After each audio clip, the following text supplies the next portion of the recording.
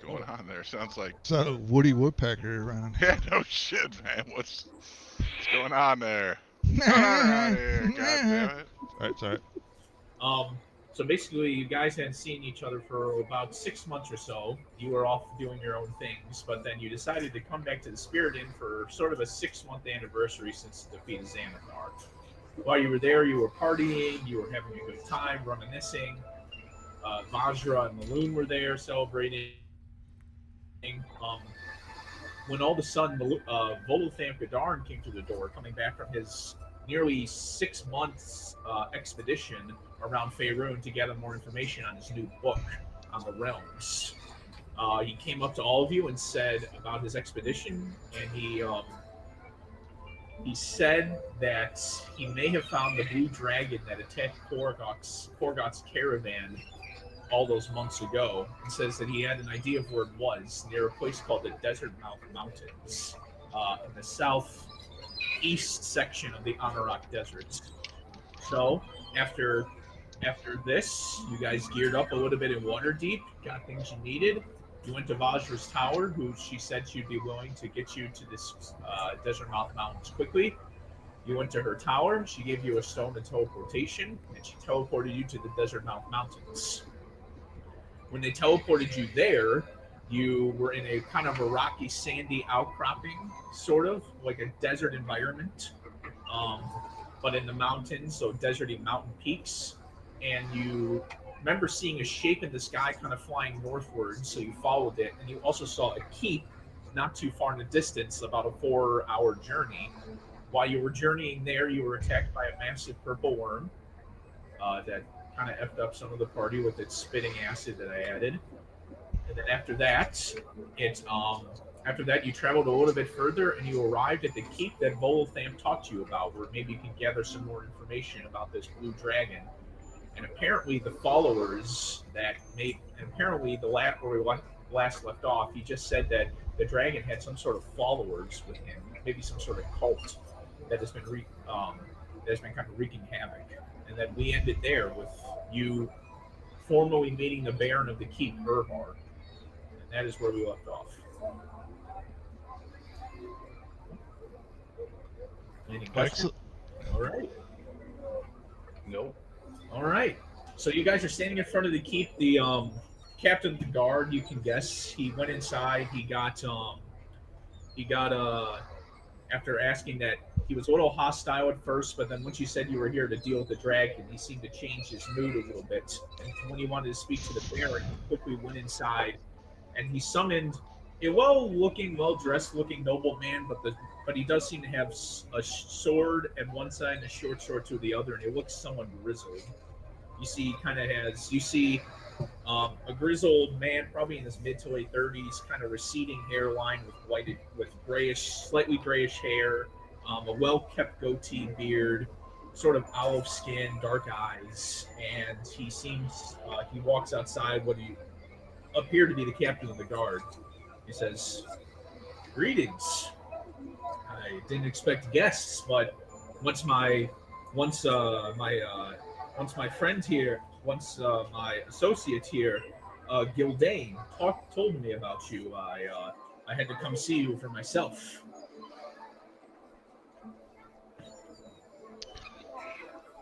And, yeah, yeah.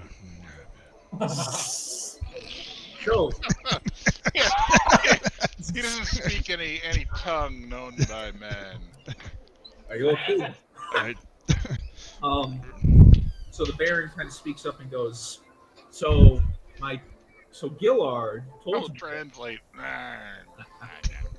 so Gillard told me that you were here on business relating to the dragon. mm-hmm. Are are you here to solve this problem? Are you here to Mm-hmm. deal with it?" Indeed, we are. He's a man of many words, Korgoth. I don't know what to say. There's this Uh, dragon. I'm not best speaker.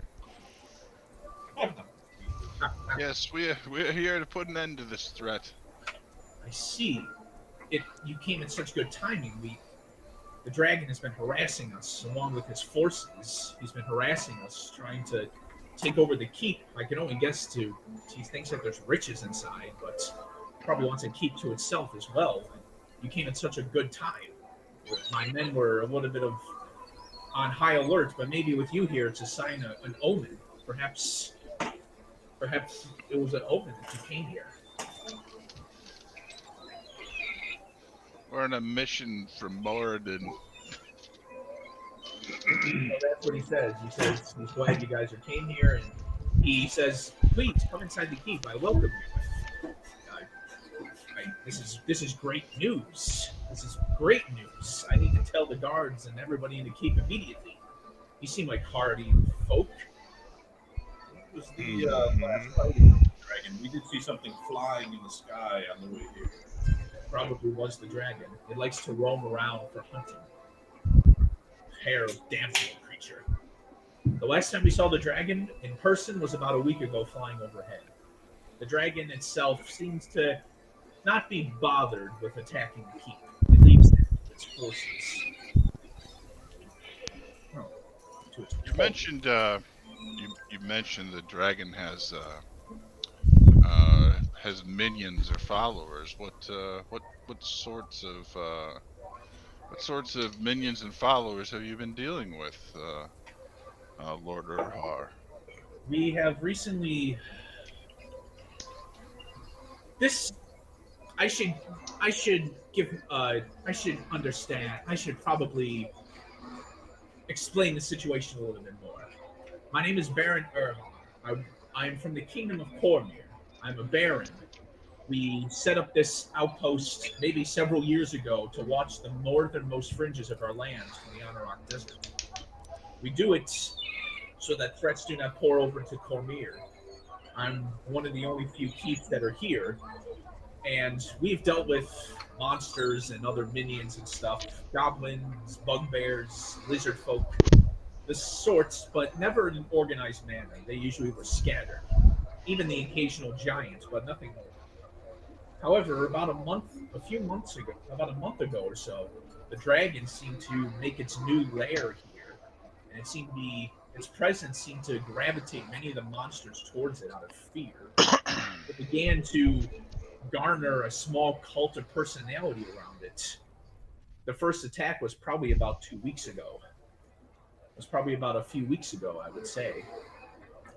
And it was a smaller force, mostly made up of some lizard folk and orcs.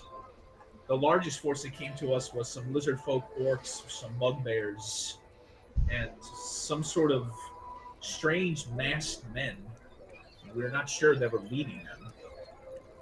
There was one time where a hill giant was with us. Hill giant was with them, but we were able to repel them off. However, we fear that they're planning something big. They haven't attacked us in over a week and a half. We're fearing that they're planning a siege soon on us.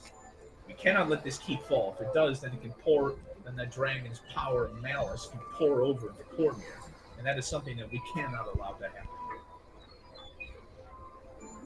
How many soldiers you got here? Oh, at least 40. Good. Yes. You got a proper cook? Yes. Oh, yes, of course. Margaret. She's amazing around here. Keeps the boys fed, eh? She does. She does. The boys are well fed and well tended to. The morale has sunk slightly a little bit because of the monsters they've seen, but I think when you came here, it will boost their morale a little bit. How's your ale situation looking here? Not the best. It was from Cormyr, but Oh no! What? I'm already disappointed with your The answer. horror! the attacks have strained our supply lines a little bit. We were getting regular food and water, but the attacks have slightly diminished it. Some of the caravans are a little afraid to go up into these mountain peaks. Afraid?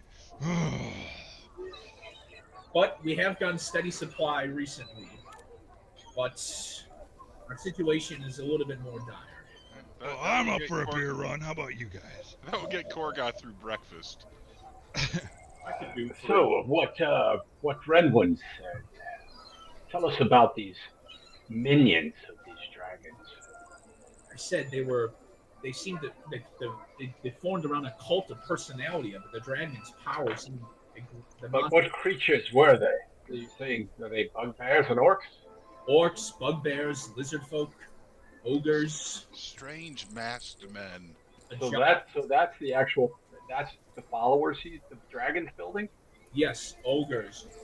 We saw a Okay. giant once. Ogres. Strange drakes that can breathe lightning from their mouths.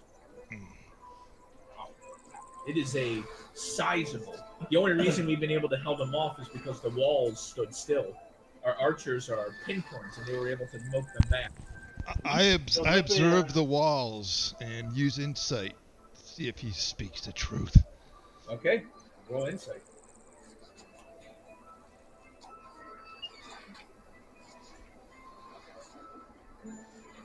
Sorry, I got a couple windows I gotta get through here. That's all right. Do it, you will. A 9. They look pretty sturdy. I mean, the walls are maybe a few cracks, but they look to be holding up well. I like, what's the problem? You can survive anything with this. Nuclear holocaust. Mithros will kind of go up to the wall and inspect the stone with his stone. Oh, Okay, go ahead. man of stone. Yes, the dwarf will know for sure. So I go up and let me see. Is that a history? Do that? I believe it is a history check, and you are considered expertise in it. Which gives me a Plus 8 to the roll. okay, that'd be 15. The walls seem pretty sturdy. There's a few cracks and things in there, but you can definitely see there are some parts where some impacts are. You can see some shard marks where some sort of fire or lightning probably hit it. You see a couple, like, maybe loose javelins or arrows that are kind of in it. The wall looks somewhat sturdy, but you probably guess that it's been weathered a lot over time. It's recently been attacked several times. So I turn to the Baron and I go, "You have definitely withstood numerous attacks. I can tell by the beating of the stone in this castle. Yes, of course. But it was looks like it was built quite well. It's withheld these barrages." He kind of smiles and smirks. He goes, "Well, of course, Morcane. He's great. He and his men have been able to lay good bricks and stonework. Maybe you'll see him inside the keep if you want to ask about the stonework itself." I would. Quite impressive. Yes, Cormyr. Cormyr is known for many things. Stonework could, I guess, be one of them as well. But I'm afraid that if they do a full frontal assault, and the giant that was with them, they have the ability to throw magic rocks. I have a feeling that maybe they will try to crush the walls, but I'm not sure. So tell me, why would they want to get into this keep? I think the dragon thinks that there's valuables here. He wants to keep There? I mean, we have valuables, we have supplies, we do have gold, and we do have gold and other things. Not, Of any particular value? I don't know the exact value. I would have to talk to Helga, see if she knows the exact values or not. The reason I ask is to try and get a gauge on what the interest level of a blue dragon. You must assume if they're going to invade this keep, they must be after something good. I think the dragon, we don't have anything in particular. I think the dragon just wants to ward off any opposing threats, and I guess it sees us as a threat. I think it wants to raise this keep to the ground so it can gain more territory. Not to mention, maybe it will take this keep as its new lair. And probably Is Helga your quartermaster? What was that? Is Helga your quartermaster? No, Helga is the sage. She keeps marks on everything in here. The library, books, keepings, Let all me that. ask you one more question. Yes. You have a stash of beer for when we kill the blue dragon! If you can kill the blue Aye. dragon, I'll bring out the best ales that I have. Our cellars are slightly dry, but should be more than enough for when you come back. Well, leave enough for a victory party. Until then, no ale for you. But this Yes, is and rest assured, we will take this dragon. Yes, even if I gotta Heads go would get a be mounted beer on- run for this place.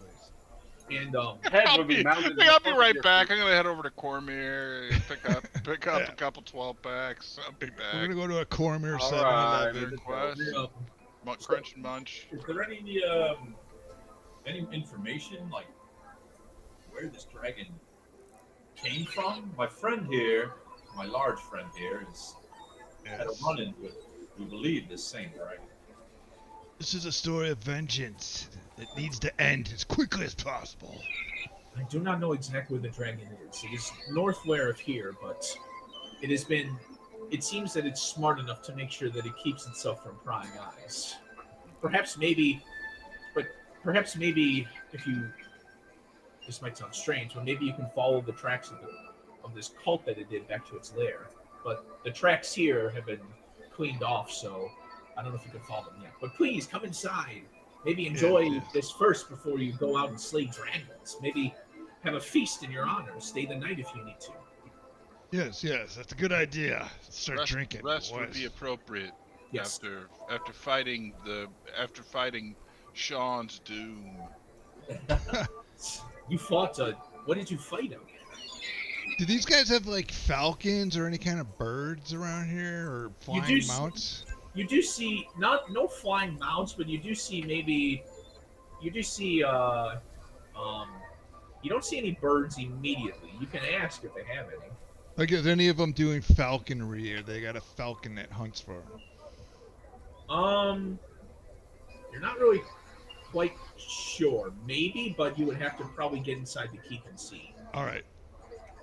And he says, "But please come in, come in. You maybe meet some of the people, converse a little bit before you go and fight this dragon. A feast, maybe a feast shall be held in your honor since you are here. It's more than what we are willing." No need for feasts in our honor.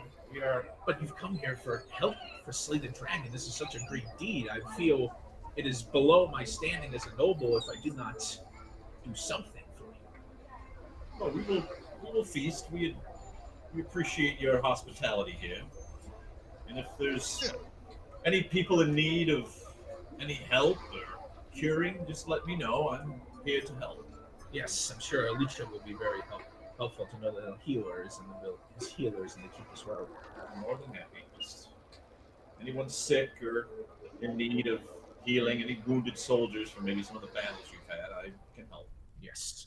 And Mithros, you also notice a few other things with what is your passive perception, 18 or something? Yeah, my passive perception is 19. 19. So you see that besides the walls and stuff, you do see there are like spikes that have been put inside the walls, probably for defense. You do see that they built some sort of defense around here, so you know it's well protected, but it definitely does look like the stone and even some of the spikes and stuff have been worn. Like this place has been attacked several times. Numerous sieges here. Yes. You can go inside now if you'd like, but I do have a few more questions. Do you wish to head inside and answer? I look to the rest of the party to see. Are we One last thing. Like, since I have a mercenary background, do they seem like they're legitly soldiers and they're out here and they know what they're doing? I would notice that. These definitely look like soldiers. The man that's standing next to him, who he seems to call Gildane, he definitely looks like a soldier, like a knight. So you have a feeling that most of these are probably knights from Cormyr. Maybe some of the guards might have been hired mercenaries. But all right, I would know their ranks and everything. I would basically know this. You would know, you would know that for at least for what you've seen, most of them look like regular guards. You see, there's a few more armored men on the walls. They're probably lieutenants of some sort. They look a little bit more experienced. Okay. You definitely know that Gildane looks to be like some sort of knight. Okay, that's enough for me. Let's proceed inside. Okay, so you'll head inside, and when we're walking inside, I kind of walk up next to him, and I kind of get his neck into like a mild chokehold, and I said, "Do you have any plump but firm wedges inside this game?" firm. And I kind of give him a noogie on his head. Noogie. Gildane kind of walks up and goes, "How dare you treat a noble such way?" And then Erhar's like, "It's all right, it's all right. I can just see that they're weathered from the ways." A car's a horny bastard. You better give him what he wants. And you see Gildane kind of looks to you and just kind of gives you an eye, and then you continue to walk in. And Erhar replies, "No, there is. We don't. Unfortunately, there are no wenches here. This is a pretty remote place. None of them would be more willing to come up here." A bit of humor there, my friend. No train of harlots for you, Akka. So you guys head inside. Where are the white women at? So you guys head inside the keep. That will just be like for placeholders for now. So you guys head inside the keep, and immediately when you walk in, you hear a smaller voice go, "Ahem. Name, reason you are here?" And Hera goes, "Oh, Helga, they don't need that. They're honored guests." "Are you sure? Usually like to make sure that everybody's accounted for and why they're here." "No, I'm sure they're fine. They're fine." I think you already know that I'm here. And you look down and you see a sort of smaller gnome sitting at a wooden desk and has a piece of parchment and a quill on it. And she seems to be writing, and then she looks up to all of you and then kind of looks back down. "Oh, this is Helga. She's our lore master here. She keeps records on everybody that comes through here and why they've come through here." You look like a puppy. "I take such offense to that. I am a war wizard." A puppy. I kid. And she kind of looks up to you and just kind of scoffs and then goes back down to writing. "All right. Well, I suppose if you want more information, you can ask me now. Do you have any question? Any more questions you wish to ask me?" Spell the name of the dragon. "We don't know the name of it. We know, do. Well, never mind. Sorry, let me retcon that a little bit. We've heard its name whispered. Gestaniius. Yes. Now spell it. Gestaniius.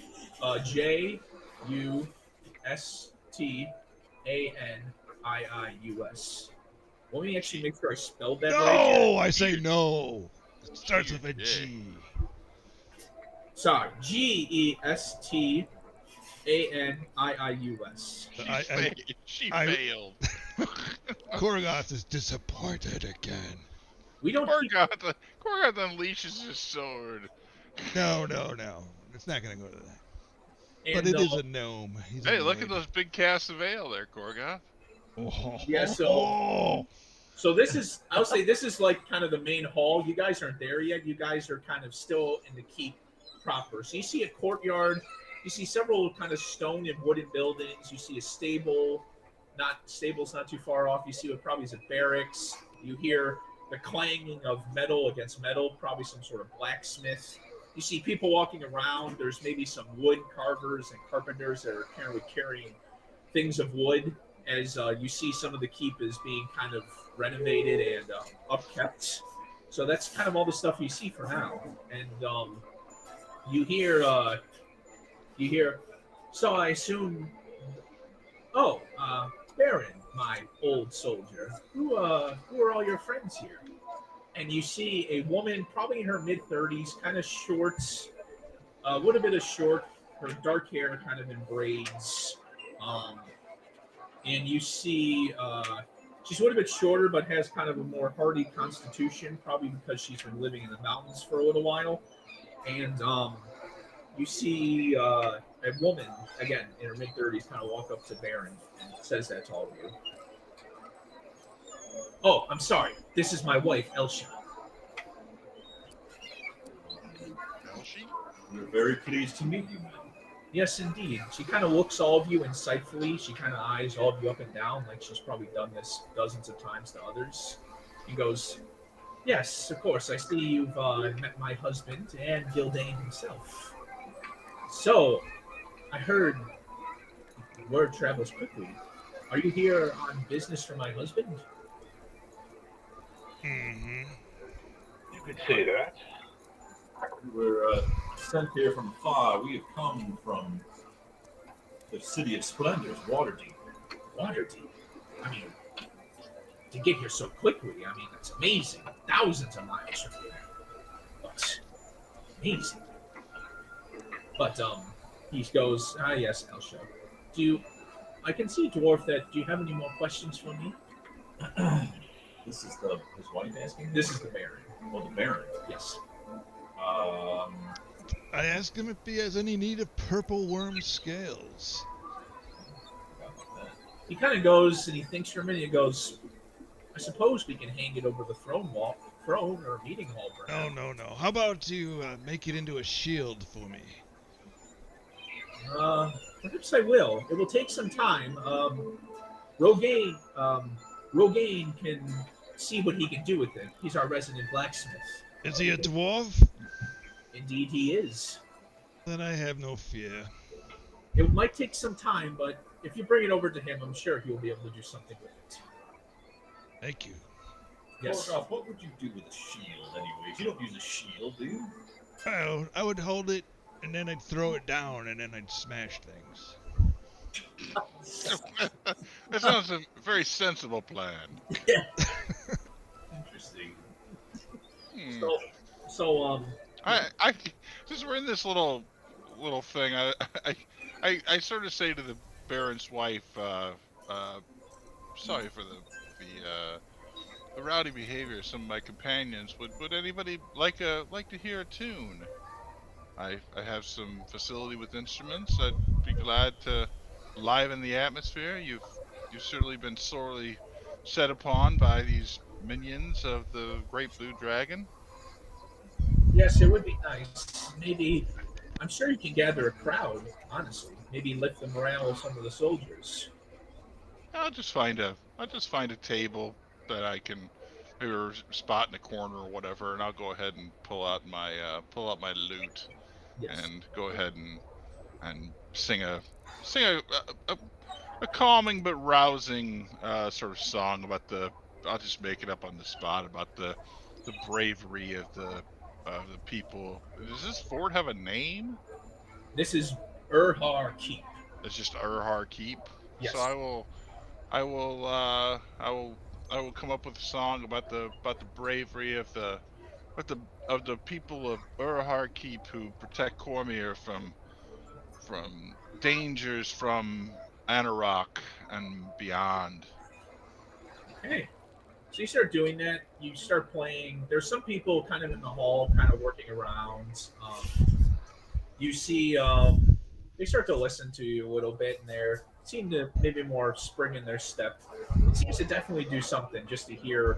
Besides saying we're under attack, it's nice. It's kind of nice for them to hear just some more quiet music as well. Yeah, I'm just trying to raise the mood a little bit. Yes. You know? And you are, and you can definitely tell that once you guys came in, and Baron Urhurst says this, Gildane, the knight-looking guy, he walks back up to the ramparts of the tower, and you see he's speaking to some of the guards, and you can already tell that word is spreading very quickly that you guys are here to kill this blue dragon. And you can definitely tell the morale of the soldiers, and definitely. What the Gildane is like? What is he like? The sort of sergeant at arms, or is he? He is the resident captain of the guard, sergeant at arms. Okay. He is probably the highest ranking military figure besides the Baron. Hey, Sean. Yes. Could we go in order? Could we like do initiative? Sure, if you want to. So he says, I'll just say this and we can go in order. He says, friends, thank you for being here. We will hold a feast later on tonight. And you can tell it's probably like mid-afternoon, like 2 o'clock or so. And he says, friends, go about the keep. Do what you need to do. See who you need to see. And then come back here and our feast shall be good. And if you all want to roll initiative, go ahead. And then we'll go with what you guys want to do inside the keep. Roll the 14. 14? 14. I get to roll initiative on I get advantage on my initiatives die. Okay. Oh, not cheating. One. Not cheating. So let me write this down. Oh, this is weird. Not rolling it. Why is this thing not rolling? Oh, there we go. What, 10? Finally? Oh, yeah. Well, that's really weird. What did you roll at, Carter? 14? Yeah. What did you roll, Roman? Sorry, I can't. Redmond, sorry. 10. I don't know. I gotta reload this. Something's really lagging on Beyond. So. And then what did you roll, Korgoth? I had 13. It was my best roll. All right. So we'll start with Mithros. So Mithros, you hear the Baron kind of say this, saying to go about the keep, do any business you need to do, see who you need to see. He points out some people. There he says there's a stonemason. He talks about a blacksmith, Rogaine. He talks about a woodsmith. He says maybe if you wish to see the stable master, Fingorn, maybe he can hook you up with horses so that tomorrow you can ride out quicker. And those are the big people that they talk about. So I ask again: is there an infirmary or anywhere where there's maybe some wounded soldiers or some people that might need some healing? There is the barracks. There's a couple people that have been wounded for the last siege. They're mostly well kept, but if you go there, I'm sure you'll raise the morale a little bit. So I would like to go there. But I also turn to Korgoth and I go, Korgoth, with your expertise, what's the situation look like at this keep? They look like they're prepared for another assault. I'll ask the dungeon master. Do they look tired and weary from battle, or do they look refreshed, or do they look inspired that we're here now? You can definitely see they're a little more wary. They were definitely on edge and tense when you guys came here. You see some of the soldiers are probably would have been more battle ready. Others are probably a little more weathered. You do go to the infirmary. There is some injured from the last assault, but they seem to be doing better. But they definitely seem like since you guys are here and word spreading quickly, their morale is starting to raise. Okay. So yeah, I'll go to the infirmary, and if anybody there needs, some healing or help. We need more ale here. That's the problem. +9 on medicine.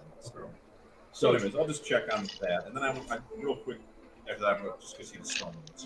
Okay, so you go to the infirmary. You need a kind of what seems to be a lower level cleric there. Third, second. Says, yes.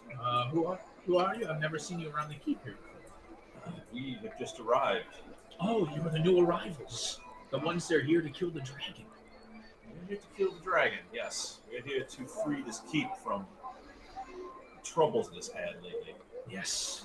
The attacks, as you can see, and she points to everybody in the infirmary. We have been greatly reduced in numbers. We used to have more than 60 guards. Now we're down to 40. It's been rough on us. But it's glad to see, and she kind of looks you over, another cleric here with us. Yes. I'm a follower of the great dwarven god Mithros, or Mordin. And Mithros. Yeah, you follow yourself, eh? Maybe it's cool with me. That's okay. Who knows? Maybe someday in the future, I may become a god. Tell Morden, get the hell out of here. I may ascend. Morden may ascend you. I may ascend to God. So no, I just said anyone in dire need of healing, friend. I have quite powerful healing if necessary. There's some. There's some have broken legs. Others are far too gone from where they are. But there is some people in here that might need your assistance. And you can see there's probably like 4 or so that maybe one seen with infection, one maybe has kind of like a sprained leg or broken leg or things like that. So you see a few people you can go to.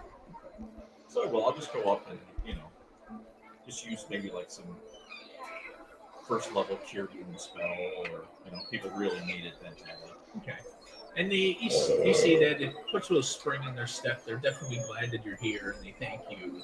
And you see the cleric is profusely thanking you for doing this, as it seems to be raising the morale of the troops in the keep. I go, men, I am here with very powerful friends. We are here to help. And if any of you are battle ready after what I've helped you with, please come out and suit up. Yes.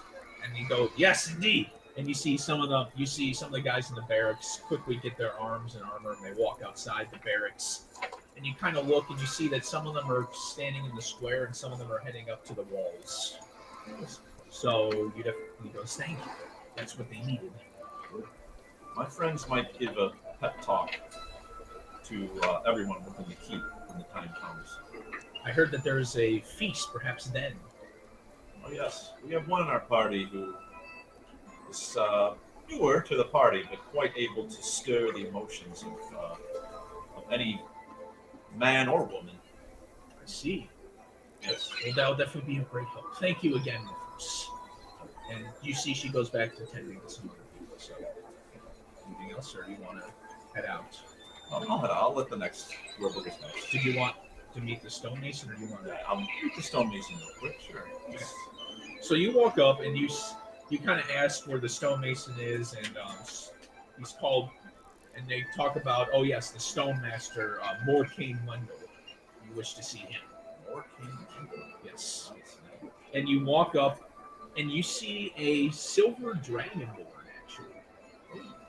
And he is currently seems to be barking orders at some people. Put the bricks here. Lay it down here. No. This is far too weak here. We need to make sure if this keep gets intact, we don't want the bricks falling out. Then the whole place will go down. And you see he's kind of yelling and shouting. You see he probably doesn't care if he's bothering other people with his yelling. You see he's just ordering his men around to do things, and people come up to him. So that's what you see when you walk up. Kind of looks at you and goes, "Hi, who are you?" I'm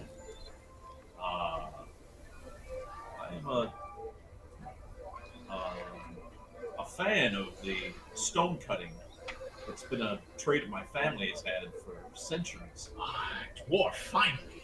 It's nice to see one of your kind here again. It's nice to know someone who's so good with stone is here. What do you think so far? What have you seen from the stones? What do you think?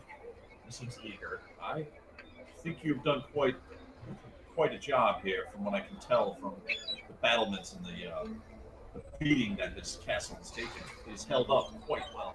So my regards to your skills. Thank you. I come from a long line of stonemasons.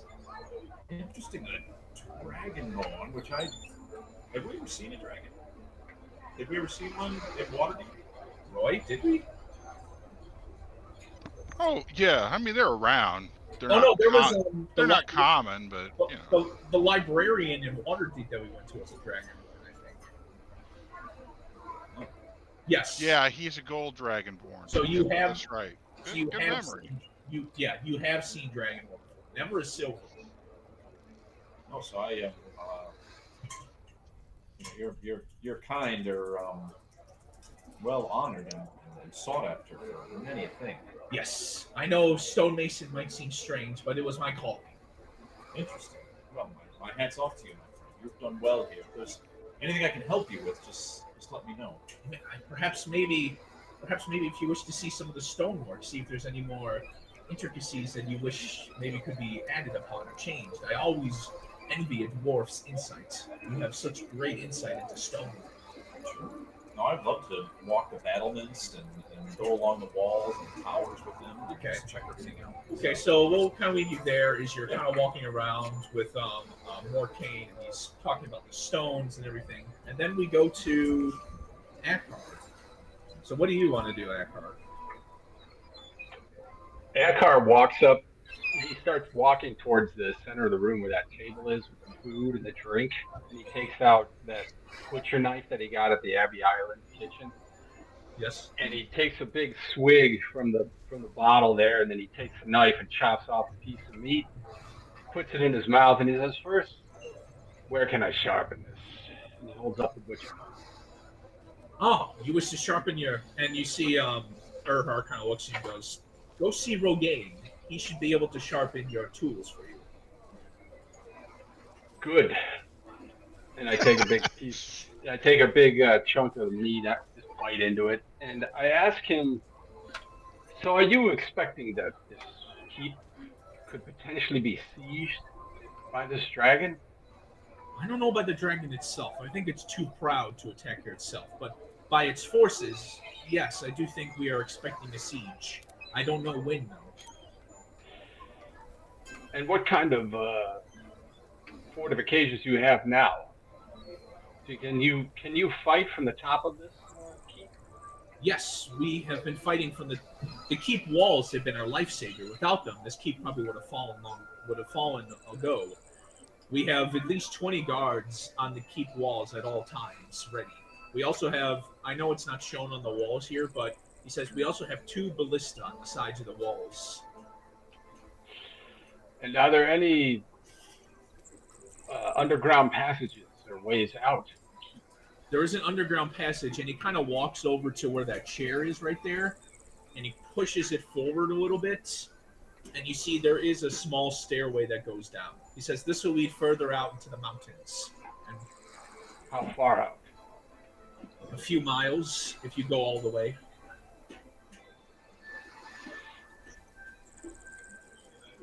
Hmm. So they're on the sides of the walls. I think I only have one. Okay, so they would be like on the sides. Okay. We'll just say they're ballista. Ballista. There's your Any other boat. question? You hold it to the left more. I didn't see that. Okay. Oh, cool. Nice. How many of those are on the roof? There are 2 ballista on the walls. And the only thing, so what you know about these orcs and bugbears, what were their numbers? 30, probably more. It was a mishmash of various types of monsters. We have a feeling that when the dragon came, all the monsters in the local area seemed to gravitate towards it out of fear and respect. And lastly, what is the most fortified area of the keep? I would say the walls and the interior of the courtyard would be the most fortified. It is what has kept us alive. Good to know. Yes. All right, I'll pass it on. Is that all you want to do? Yep. Okay. We go to Korgoth, I believe. Yes, Korgoth. What do you want? Korgoth lifts his foot, smashes that table, and all that food goes right into his mouth as he opens it really loud.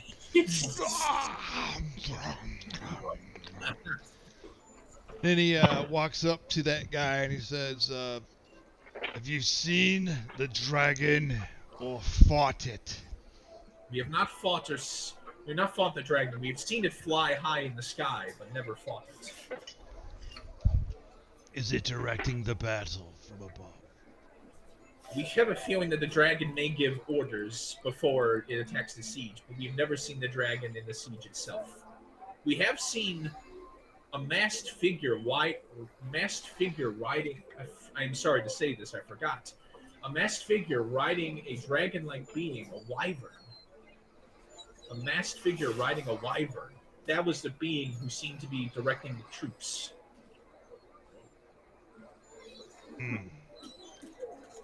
All right. Well, crack open these keggers. Let's go. Yes.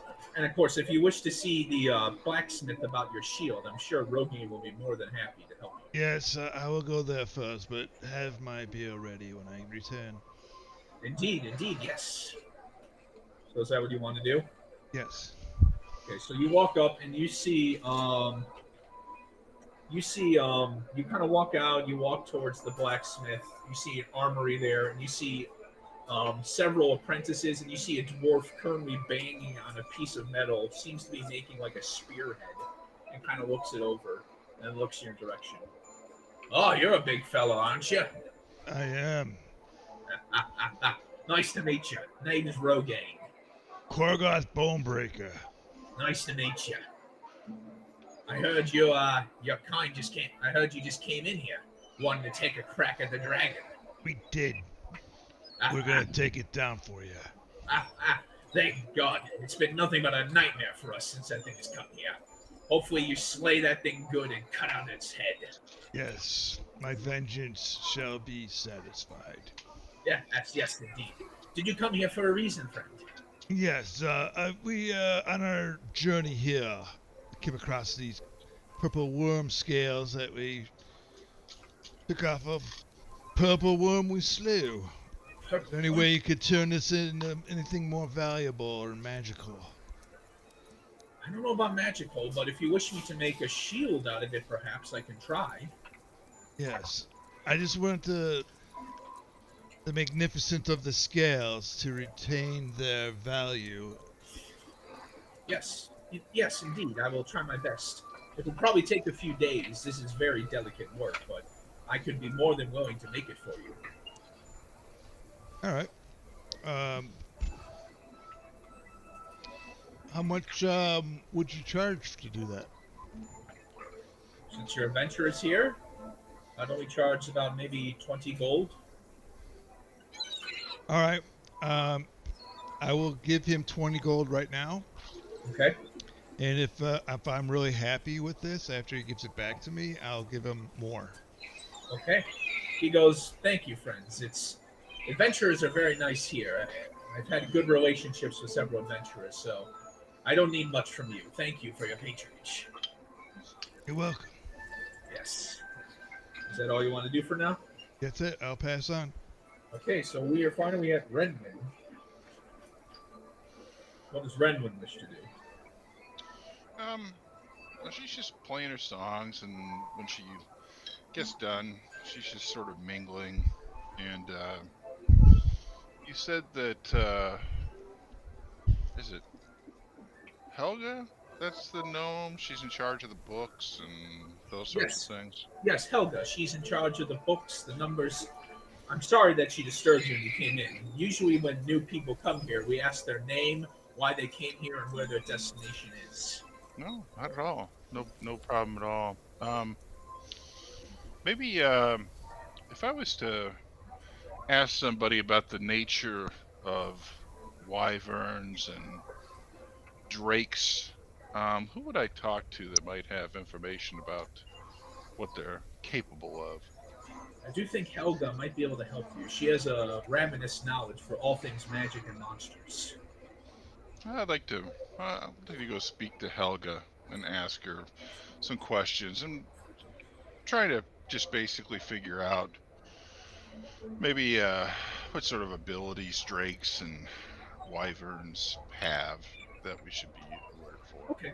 So you kind of walk out. You see Helga. She's gone up from her kind of wooden desk at the gate, and she's currently walking, kind of walking around with books. So you walk up to her, and she goes, "Yeah. Oh, the adventurers. Yes. How can I help you?"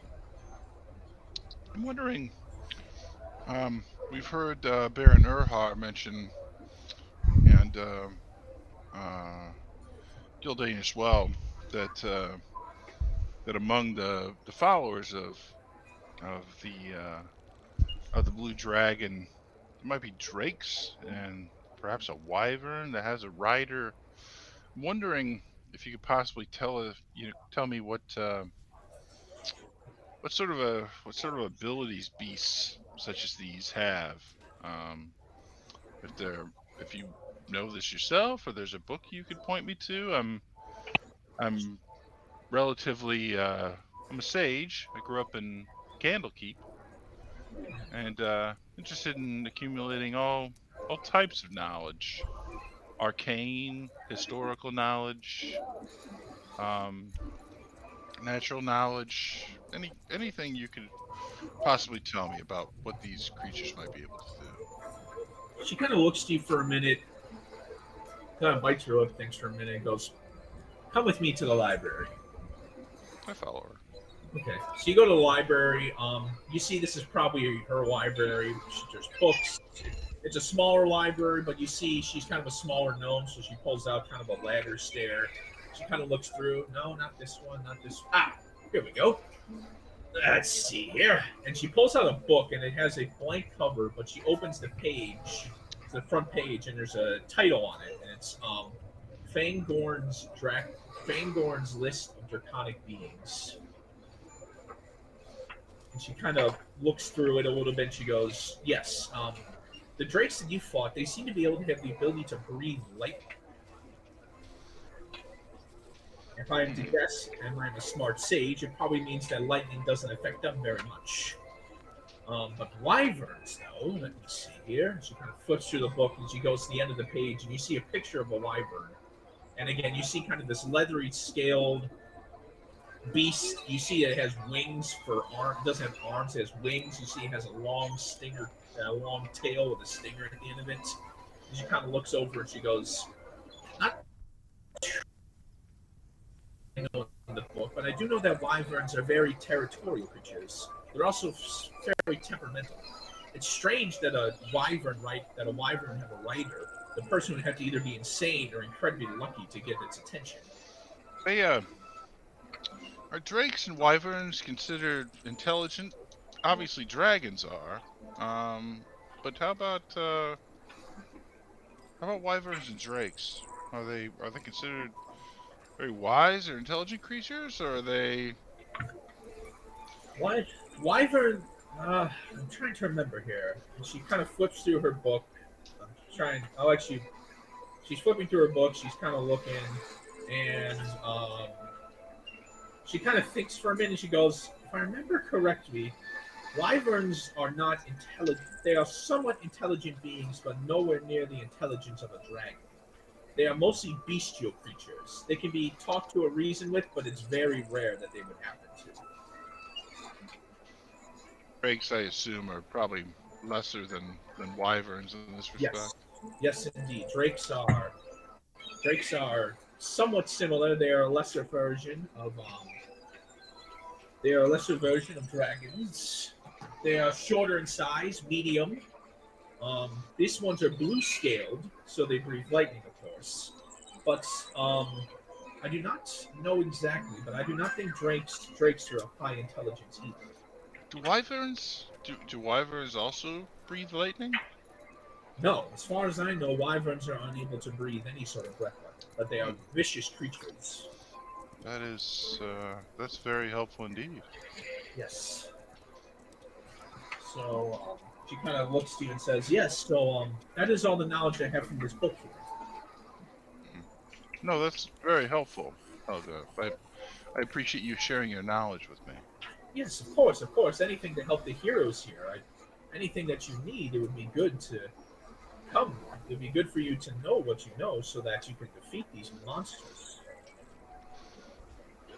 Perhaps I'll just I'll just chat with her a little bit, and maybe I can just share some knowledge about things I've learned in Candlekeep. Nothing specific, but something since she appears to be into books and collecting books, and I'm a sage. Okay. Um, maybe I can just help her and add to her knowledge, and just have a nice conversation with her. Okay. So we'll kind of leave you off there. So, unless if anybody else has anything else to do, we'll fast forward a little bit to tonight's feast. Unless if anything to anybody else, but I think we're all ready. Excellent idea. Let's do it. Okay, so night is come. It's probably about seven or so. Most of the guards and people inside the keep. It's a big keep hall, um, and you see there's guards and some of the people in here. You see Rogaine and Olga. Um, you see what probably is the head chef, which is a kind of a more rotund halfling, kind of come out and putting dishes out and gathering things. And then you see Baron Erhar kind of sits on the chair and kind of raises up his glass and goes, "Friends, I know these last few weeks and months have been tiring on us. The dragon and its forces have battered our keep into submission, but we still stand. We are knights of Cormyr. We help the land. We are the purple dragons. Long ago, our land was beset by such dragons.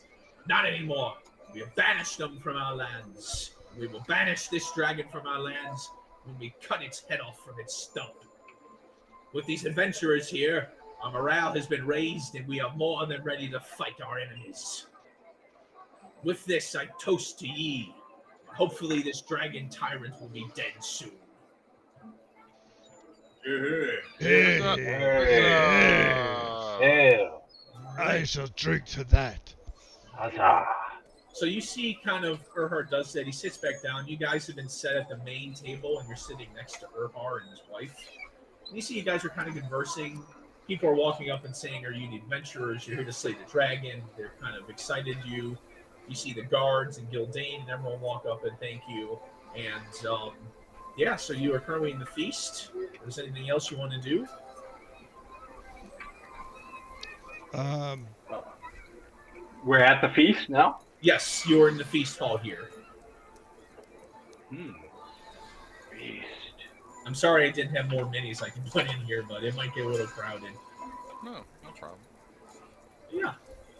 So if anybody wants to do anything or say anything, just We'll start with Mithros. He's top of the order, right? yeah. So what? Anything you want to do, Mithras? So,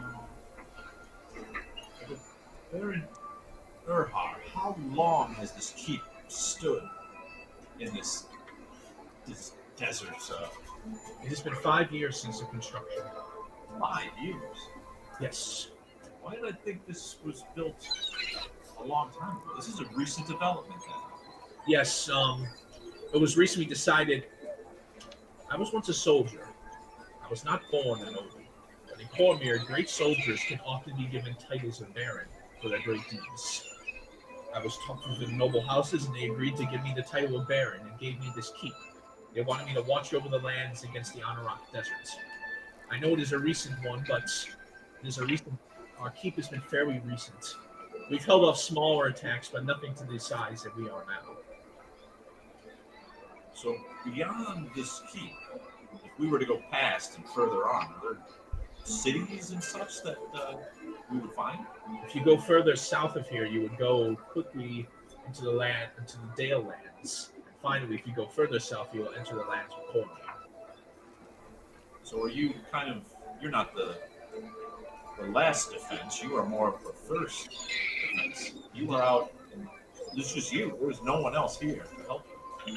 We have a supply train, and there are other forts that are down further from us, but we are one of the furthest outposts, yes. Right? So you are the tip of the spear, I guess. Which is why this place must be defended. Very dangerous. Indeed, but that is why they called me. They needed a noble with battle experience and great honor. They found me. My wife, Elsha, has been helpful with this as well, but she is more, she kind of leans over, she is more into the corporate politics.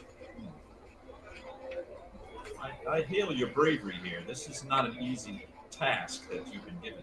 No, it is not. But it is a task that must be done. Well, we are here, our party and us, to help you in this. Thank you. To defeat this dragon and defeat maybe these forces that have been besieging this keep. Yes. Hope that we can be of help. I saw you were seeing the stonework. I hope it is all up to snuff. I know we've been attacked several times, but sorry, I can't remember all the names that I created. Morkane, he's been making sure to keep up on the keep. I've met him. He is an experienced stonemason. Yes. I'm impressed with the work he has done here. I believe it can hold, but depending on what besieges you, it could be a difficult go. Yes, but that is why we always have guards. Gildane and his lieutenants are always at the ready at the gates.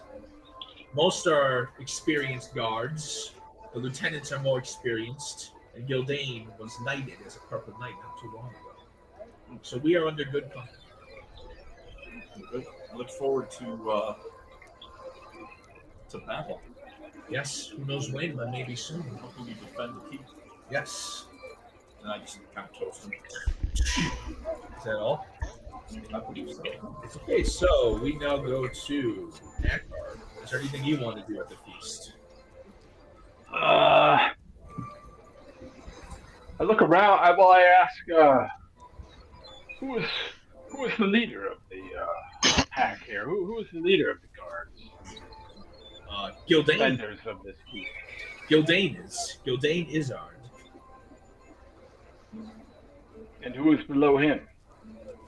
His lieutenants, Borash, Bron, and Turkan. Will they follow our orders if we give them? I'm sorry, what'd you say? Will they follow our orders if we give them? If they think you are experienced enough and follow them, they will follow Gildane and the lieutenant's orders, yes.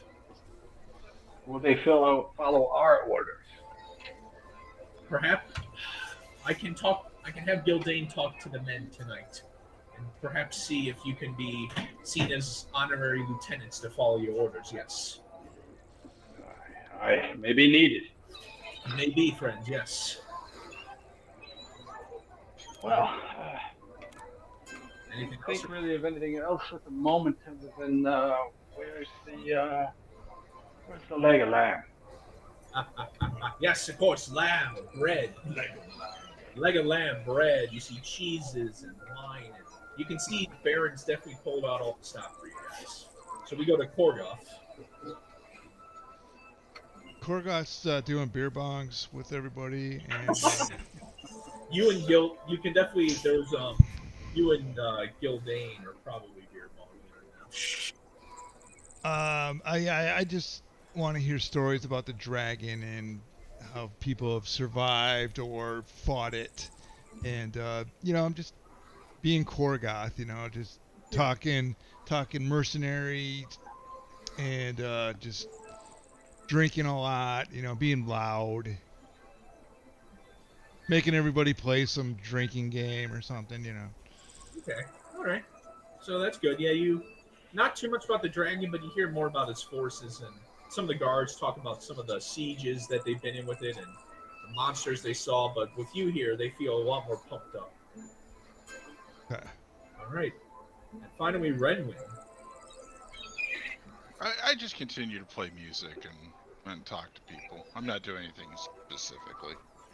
Okay, so let's say that the evening kind of dies down a little bit. You see some of the guards are going back to their posts.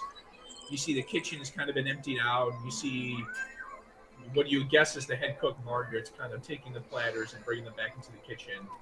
And soon you and the Baron, and he kind of says, "Well, friends, perhaps a good night's sleep, and then in the morning, perhaps I will send some guards with you, and we can track down this dragon."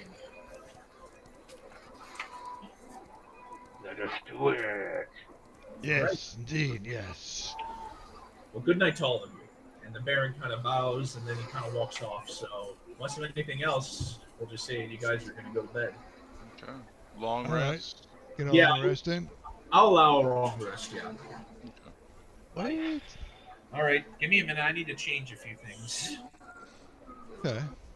So if you guys need to take a break, you can. Yeah. A little resty Or more. take the back part off. Yeah. Okay. And then Oh my god. I really just want to. Lie, put a picture up of a car. Can you see? I can't even see a box for Lie on the screen, but maybe I have to reload. How about this one, Lie? I'll give you one here. I've had one. You want it from the back side here, Shawnee? Yeah, maybe. Yeah. Well, here, maybe take like some of this off. Okay. Sorry, you'll see why I'm doing. Yeah, this. no, that's fine. You share these guys. There you go. Stick them up over on the right-hand side of the screen. Take this off. On the right hand side? Yeah. Kind of center the screen a little bit. Here, you mean?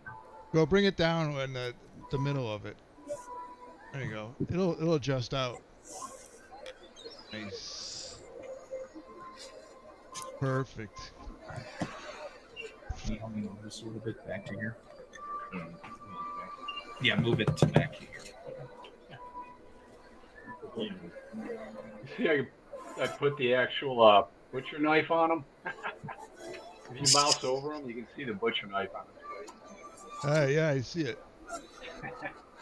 Nice.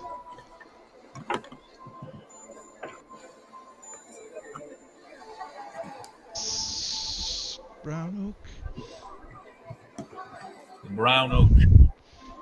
Tales of the brown oak. Who has the so at that dinner party? Who has the brown oak? Come forth. Brown oak, man. For as long as I nub you and I go, Mitros usually got the brown oak. He just doesn't tell anybody about it. Come Be- forth with the brown oak. Put that as Sean's epitaph on his gravestone. I created brown oak. for as long as we play, we'll always have brown oak. We'll always have brown oak, Yeah. no matter where we go or what we do. No matter how old we get, how many years we play D&D, we'll always have the brown oak. It'll be like Citizen Kane. The last word spoken will be brown oak. I'm gonna put this down. Rosebud. Brown oak. What did he say, Brown Oak? What does that mean, Mother? Yeah, because this one's bigger than this one. Mommy, what is Grandpa talking about? Why is Uncle Roddy saying Brown Oak? It's about the same size. Okay, so you can do one in 2 ways. Or do you want to? Well, just really at the end.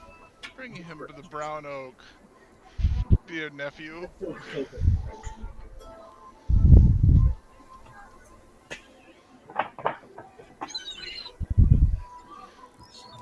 Standing outside the walkout, I think some raccoon was trying to climb up the. Got kind of a chain link sort of trellis that goes up for the vines to climb up. I think a raccoon was trying to climb up that thing and had himself an accident. There's like a whole bunch of broken links. It's like Check out those coons, man. Look at them coons. Look at them coons. It was like the 3rd or 4th time I'd met you. Look at them coons, man. All those people look cool. Looking over. Well, There were actual raccoons there, you know. I know they were. That's why it was funny. Was that when you were working as like the lifeguard or something there? Yeah, I was Hey, a you're like a lifeguard. manager or something, were you? Yeah, I was in charge of that pool. Not a white face in that pool, man. Then them raccoons cross the sidewalk. You're like, look at them coons. Coons that really like the water. That scene is like imprinted on my mind. Honestly, maybe if you can pull. That'll be your last thought before you die. It will. Look at Right them after coons. Brown Oak. It'll be, look at them coons. And you guys are gonna. Why did Rosa do that, man? Dude, it That's was like crazy. Animal House when it's like, Otis, my man. Maybe. Car, I'm sorry that there's no white women here at the fort for you. Where the plump maybe- but firm white women. You're looking for plump, aren't you? Pleasantly plump.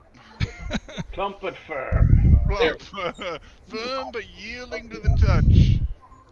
Just so you can see the whole battle. They're all pink on the inside. Where the white bitches. All right, that's. Akar, making friends. Where the wherever house we maidens? Just so you can see. Point me to them. go. Where's Grinda Garloff? Give her a pat on We the know where pat a on the car's panty. been the last 6 months. A car's been at every whorehouse in Waterdeep. Look, I mean, I got +1 on charisma, you know. You got some skills, man. Grinda Garloff was not. She was not enamored with your charisma.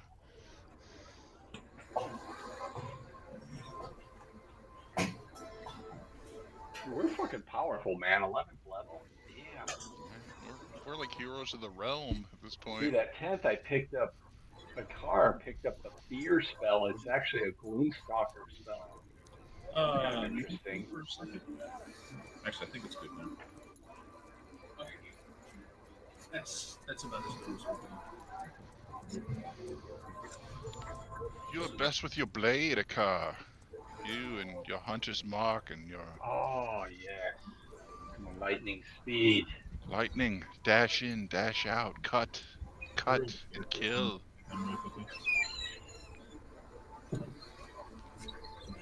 Where's the marinade?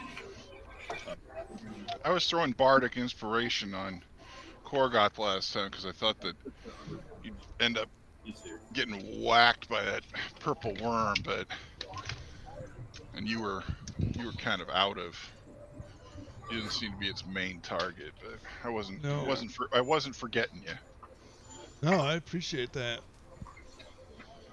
Hey, Well, I was Sean? saying Akar. Yes. I wasn't like not casting bardic inspiration.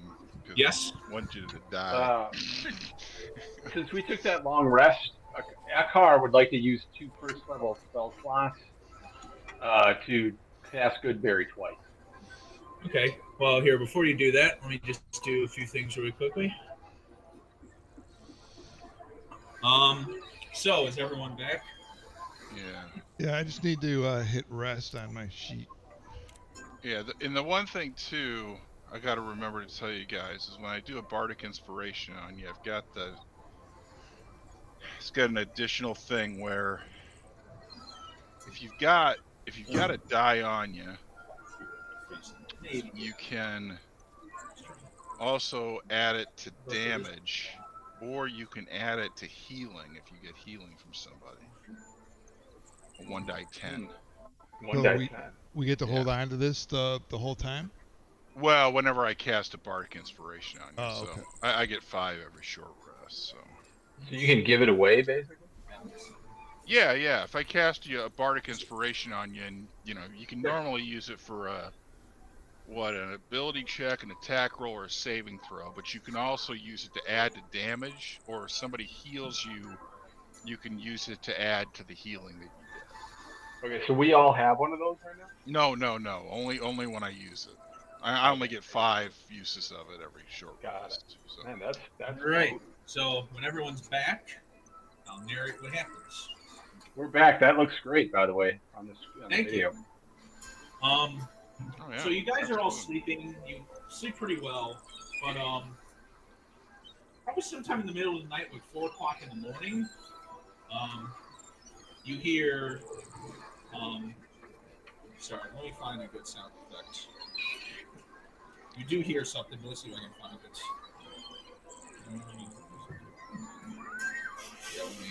How do I do that? How do I do that again? Just find where the file thing is in the file. No.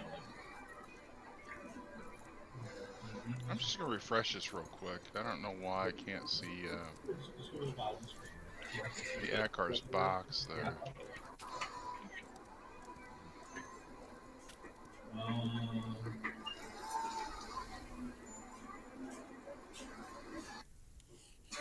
How do you re-loop it? That's so odd. Should already be doing that. Okay. So, you guys, in the middle of the night here. Sorry, let me try and find it. You turn the music down just a little bit. Thanks. How do I do that? So, the little volume bar. Oh, this one? Yeah. There you go. Are we leaving in the middle of the night?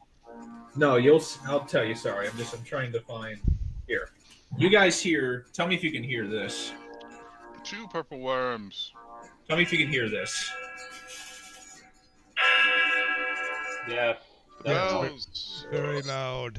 You hear so in the middle of the night you hear bells toll. Ding ding ding ding. And you hear ruckus outside. You go, come on, we need to get up there quickly now. Okay. Sorry, go ahead. Get up to the walls quickly, they're here. What are you talking about? Who's Who here? is here? Oh, the army, they're here now. Now. Arnold, it's here. Come on. Get to the chopper. They're at the wall. So Come on, we run. So yeah, I get up immediately. Okay, so you do. You hear the bells ringing, ding, ding, ding, ding, and then if you guys all go to the wall, I put you on the wall. Raise the drawbridge. And they do, and you see the drawbridge has already been raised, and you see there's probably about 25 or so guards on the wall right now. You see there are 2 that are manned on the ballistas. You see Gildane's on the top of the wall. You even see the Baron on the top of the wall as well. And you're looking out, and what you see is probably the largest force of monsters that you've ever seen. You see bugbears and lizard folk. You see orcs. You see 3 hill giants in the back. You see a squad of what appears to be 3 or 4 ogres. Fuck. You see a guard. You see some drakes in the back. And flying above, you hear a screech. And you look, and you see to be the wyvern you're thinking of. And you can barely just see the faintest bit of some sort of rider. And and you see they're all carrying banners, and they're blue with a dragon's head.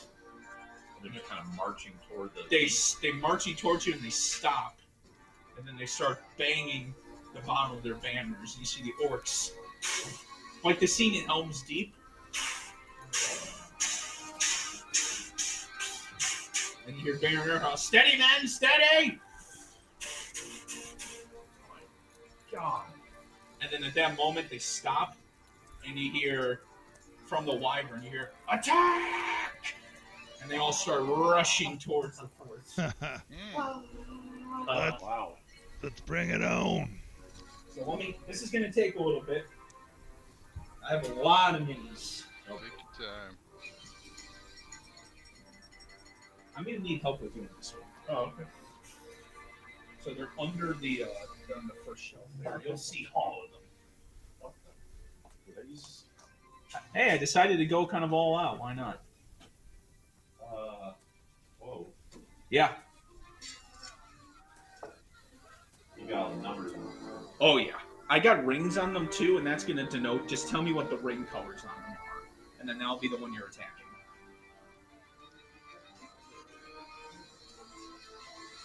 I had this idea come in my head. I'm like, this sounds awesome. Love it. So the lizard folk will be in the front, kind of all in the line. The lizard folk are kind of right here. And they're all kind of lined up in a line.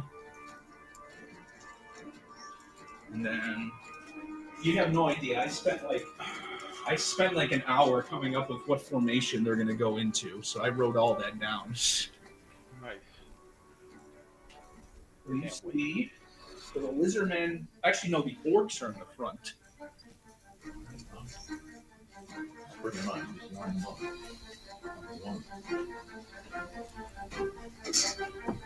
So the orcs are kind of in the front here.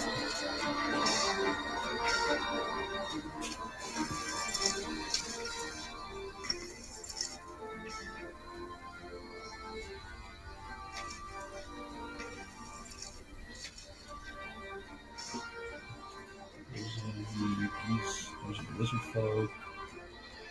These are the orcs. The orcs are in the front over here.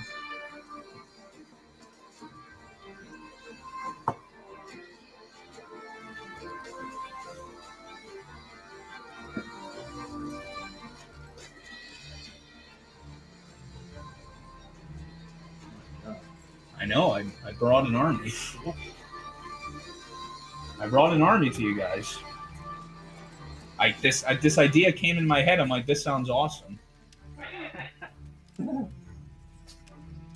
Plus, I've been foreshadowing it for a little while, so you guys know what you're getting into.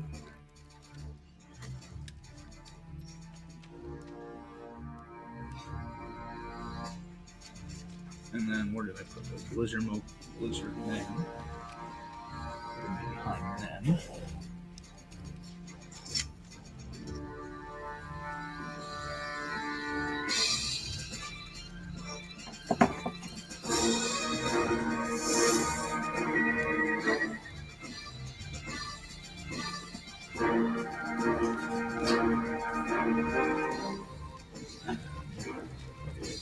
Here.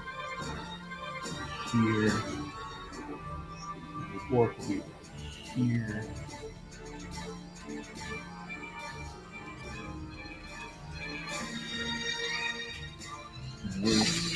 Hopefully that is behind the lizard folks here.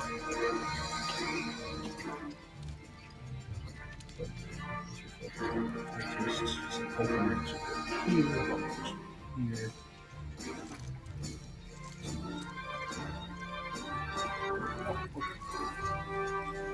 I know. It's a siege. It is a siege. I had this idea come in my head. I'm like, this sounds awesome. All right. Drakes, bugbears, there. Plus, it's just kind of a cool visual too. Okay. So yeah, you have like 25. But there are also 25 guards. I'm not going to put a bunch of guards in there, but just imagine there are a bunch of guards in the wall.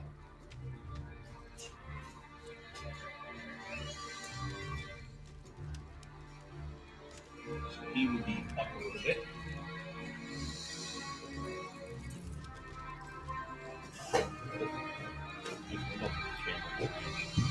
What? Yeah. Sorry about that. I didn't want to give it away. And you see the wyvern guys flying here, kind of on the side.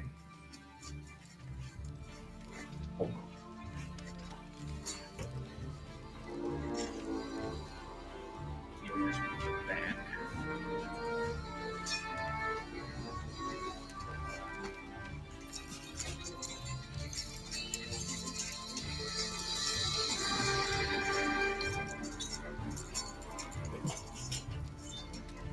Where's the boiling oil? Yep. Okay.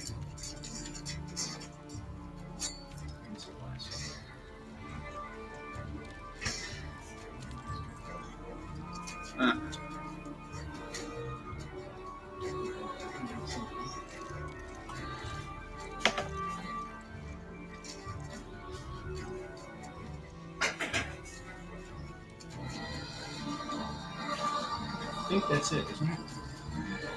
Yep. That's all? Great. Yep. A few more guys. A purple worm. So you just see this massive army just run right towards the keep.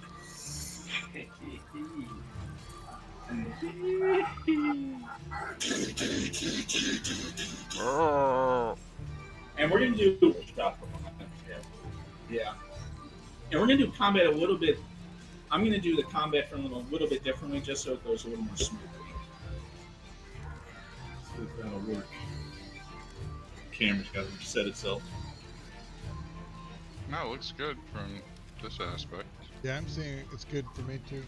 Yeah. Okay, so Behind the wall. I need all of you to roll initiative.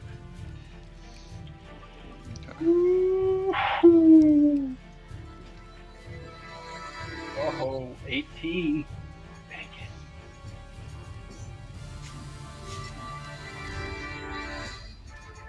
And then Renwin, you got a 13. 13. Gorgoth. 17. Not even Mithros, finally.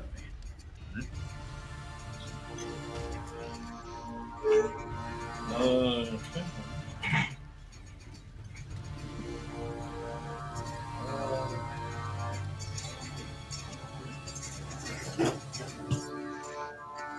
10. 10. Sorry, I'm just these are really cool, by the way. Yeah. Okay. So let me roll for the monsters. This is where the combat tracker and D&D Beyond really helps.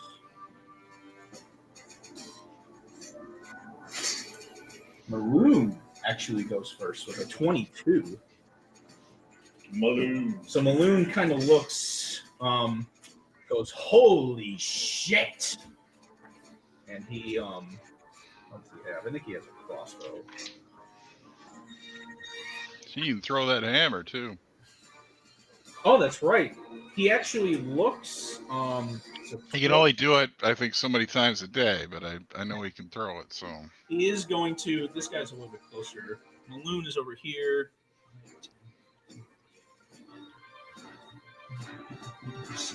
Maloon is going to hold an action and wait for one of the orcs or one of the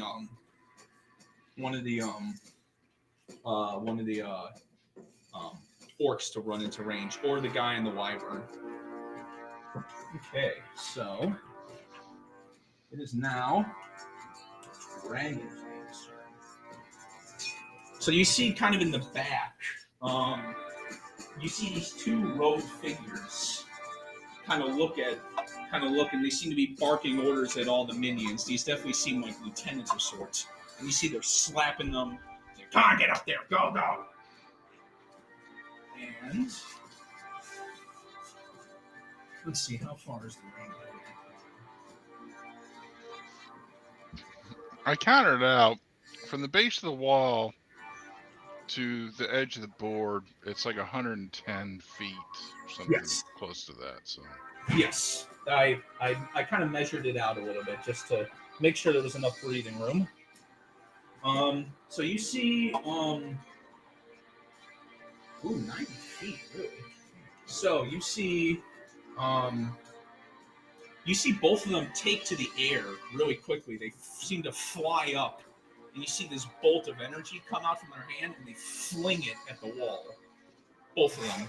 One of them is going to go to Korgoth, and one of them is going to go towards a guard. I'm just going to say straight up, you see that guard gets hit by a bolt of lightning and just... Wait, who's throwing the bolts of lightning? Did you say the giants fly up in the air? No, these guys right here. You see these, they're not really like this. They're like cloaked figures. Oh, okay. So they're flying. They seem to fly up really quickly, like 20 feet, and then they throw these bolts of lightning. So one of them's going to go at Korgoth. Does a 15 hit you? No, it does not. You see a bolt of lightning just strike on the ground next to them. So, and you see the other one. There's a guard next to you. Korgoth just gets incinerated by this lightning. Oh. Poor feller. If I could start raging, I would right now. And that is. And you see. Your rage would be impotent, Korgoth. You see this guy here. You see the guy up here is barking orders and telling them to move this way, and you can definitely tell he's probably the leader. He's the guy on the wyvern. He's the guy in the wyvern, and he's currently flapping on it, and he seems to be pointing out, saying, "Go here, do this, go, go." And you see he kind of looks over, and he sees the bard, and he kind of thinks for a minute, and then you watch as he materializes an orb in his hand, and then he throws it at you, Renwin. I'm going to counterspell this. It's technically not a spell. Oh, okay. Well, I guess I can't counterspell it then. I mean, no, it's not a spell, unfortunately. Yeah. If it's an ability, it's not a spell, so. However, that's only a 15 to hit. That hits me exactly. Ow. No! Yeah, what are you going to do? You take 18 points of damage. Okay. As this orb of lightning just runs towards all of you. And you watch as and now it is the orcs' turns. So you see the orcs just, and you also see that the orcs, they seem to be carrying ladders. And they're currently, let me get a minute. Are there two of these winged dudes? Or... Yeah. Right okay. Here and right here. Okay. Well, actually, you see that they fly up and then they seem to slowly start descending. So you watch as all the orcs just rush up towards the walls. Hey, Sean, I just want to make sure. So I rolled an 18 initiative. Did Yes. you get that? Okay, Yes, I just want to make sure. Okay, sorry. It's all right. Way to sneak one in there, lad. Nice. I'm just kidding. I kid. And they can't get exactly to it, but you watch as they start throwing javelins at the wall. You see some of the guards. You see like two of the guards get hit. One of them goes down. Another one takes it, but he's still up. And Korgoth and each of you are going to get a javelin. I will say... I'm sorry, Sean, to interrupt. Are we getting any cover from being behind these battlements at all? Yes. The other ones you weren't because you're flying. For these ones, I will say you get half cover, so you get +2. Okay. So, Korgoth, so add 2 to whatever your AC is. Okay. That's going to miss. That's only a 10. Oh. 1 for Mithros. Not today. That misses. 1 at Renwin. That's a 16. But that would make it a 14, right? Yes. Okay, that misses. So well, technically you add 2 to your AC, so that was going to miss anyways. 1 to Akar. That is a 16. That misses. And 1 in Maloon. They miss. So you watch all these javelins just So these are the orcs throwing this stuff. Yeah, the orcs are throwing all these javelins. You see, they just throw them, and then you see they're getting their ladders ready. How many orcs do we see? 1, 2, 3, 4, 5, 6, 7. You see about 8 orcs. 8 orcs. Okay. Okay, so again, I'm kind of going through this very funny. No problem. I'm just trying to keep track of initiative. No. Yeah, it is now the wyvern's turn. The wyvern is actually going to move forward. What's its fly speed? It's probably 80 feet. Okay. 5, 10, 15, 20, 30, 45, 45, 50, 55, 60, 65, 70. So you see the wyvern here kind of it's flying in the air about 10 feet above you, about 10 feet above you guys. And what happens is that you watch as it screeches, and then a stinger comes right towards Akar. One question. What about Maloof? Can he throw something? Yes, thank you for reminding me. So you watch as it gets closer, and Maloon takes his great axe, and he fucking chucks it at the wyvern. Oh yeah, that's gonna hit. That's gonna hit. Ooh. So wyvern takes 15 points of damage. It's gonna make a stinger attack on you, Akron. Is that a melee weapon attack? Yes, it is. It's 10 Okay. feet. It's 10 feet above you. But yes, Okay. it technically is. It rolled a 16. Miss. Okay, so you watch as it whoosh, and then it's gonna stay there, but it's 10 feet above you right now. Its stinger has a range. Can you hand me that real quick, actually? This? Yeah, these are my notes for the battle. The notes. Notes. The precious notes. And Akar, it is your turn. It is your turn. Okay. Akar, he's standing there looking at this, and he walks up to the side of the wall as close as he can get, and he's got both hands on the wall, and he's looking at this army coming forward, and he looks at it and casts. Hold on for a second. He takes out 7 sharp thorns and a small twigs, and I start rubbing them together, and I cast Spike Growth. Ooh. Range of 150 feet. It's got a 20-foot radius, and I cast it right in the center. I think that's definitely within 150 feet. Yeah, it is. So, like right here? Yeah, right in the dead center. Okay. So that's my action, and basically everyone in that radius has to. Okay. So how it works is everybody's going to take 2d4 piercing damage for every 5 feet they travel in it. Okay. Do they take damage just being in it? Ground in a 20-foot radius center on a point within range twists and sprouts hard spikes and thorns. The area becomes difficult terrain for the duration. Ground, and they can When a creature moves into and within the area, it takes 2d4 piercing damage for every 5 feet it travels. The transformation of the ground is camouflaged to look natural. Creatures that have not yet entered it need to make a wisdom saving throw to recognize, or a perception check to recognize it as hazardous before entering it. Okay, cool. So basically, Sean, I wanted to put it right in the center of everybody. Okay, yeah, we're doing it.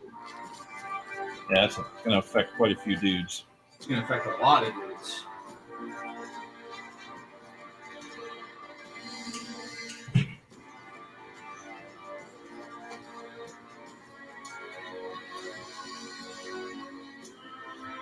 This guy, the other guy. And by the way, those were cultists. I couldn't find any cultist features. Yeah, I don't think I have any. So they're cultists. There we go. Actually, I think that Ogre. yeah, it's one over. Okay, there we go. You can keep them. Just if there's someone in a line, that's fine. All right. So that is your turn. All right. And then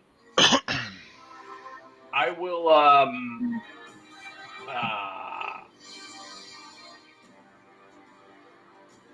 I will cast Nature's Veil as my bonus action. Okay. Turn me invisible Invisible. Okay. until the start of my next turn. So I'm going to have you remember that just so, because there's a lot I'm thinking of. So can you remember that? Yep. Okay, thank you. And Is that a spell? I picked that up at I think 10th level. No, it's a ranger. feature, I think it is. Ranger feature. Oh, that's awesome. Bonus action. Yeah.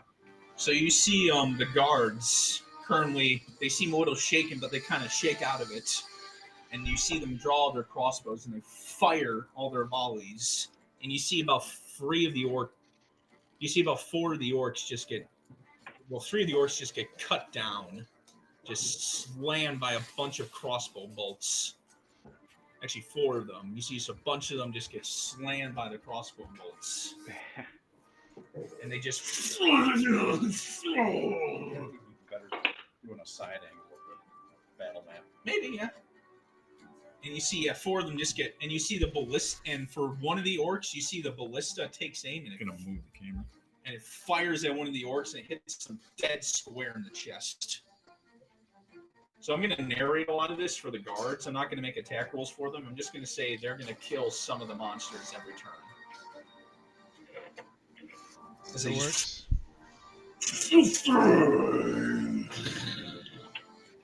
But they are, but the other orcs are still up. And Horgoth, it is your turn.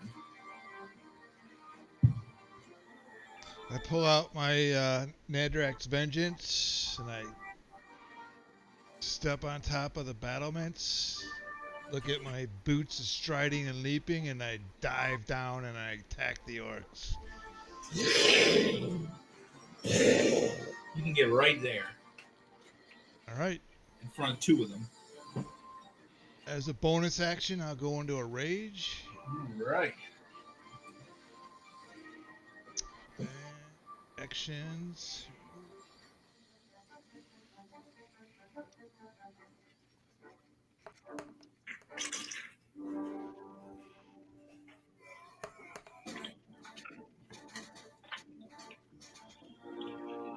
$17? 17, reckless attack. Yes, that hits. Yeah, that.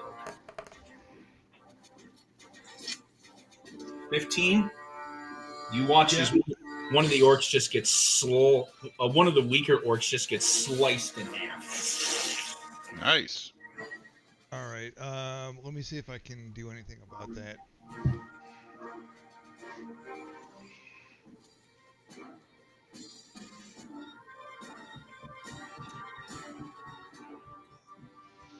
Nope, I already used a bonus action. All right, never mind. Okay. I'll attack secondly.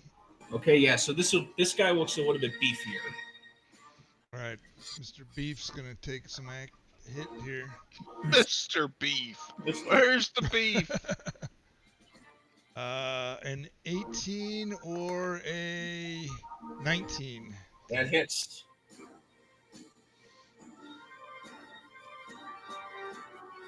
Clear all. All right. He takes 15 damage. Okay, he just gets fucking slashed.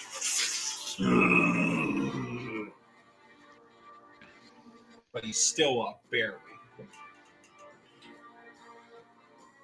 All right, I got the rage on, and that's the end of my turn, basically. All right. So you see some of the veterans.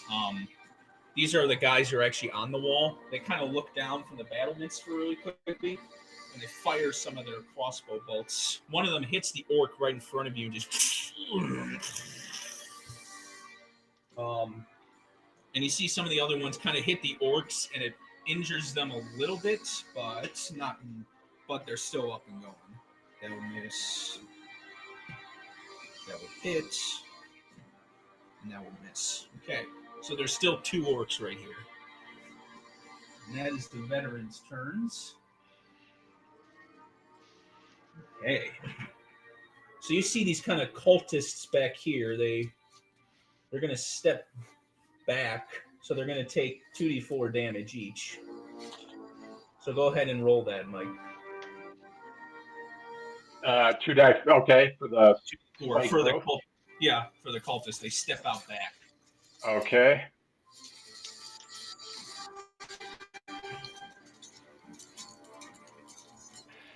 So 1 second.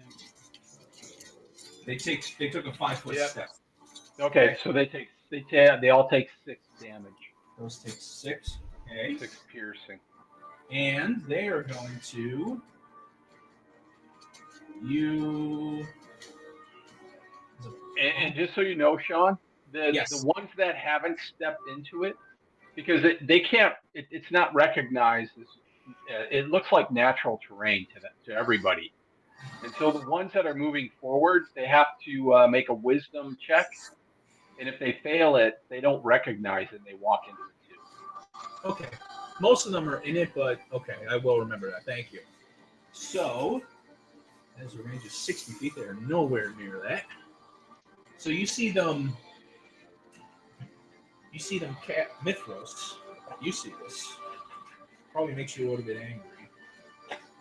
But you see that they summon spiritual weapons. These 2 right here. The goblins, they're cultists. Oh.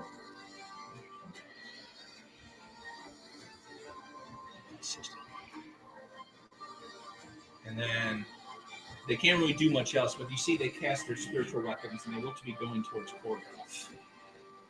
The spiritual weapons do. Yes. Okay. And that is their turns because I don't think they're within range. No, they're not within range. So that is the fanatics' turns. Ooh. Guard turns. So I use these frogs as guard drakes.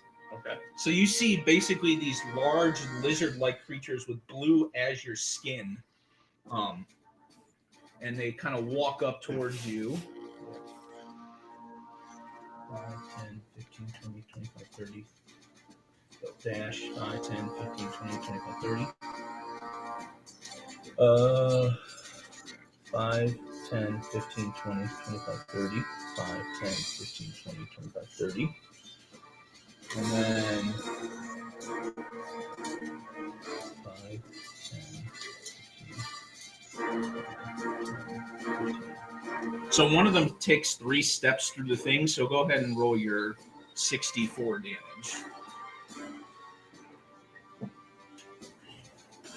Mike? 64? It's Yeah, because 2d4. Well, they took 3 steps through it, so it's 2d4 times 3. Oh, they moved it. Oh, I got you. Okay. Here we go. Yep.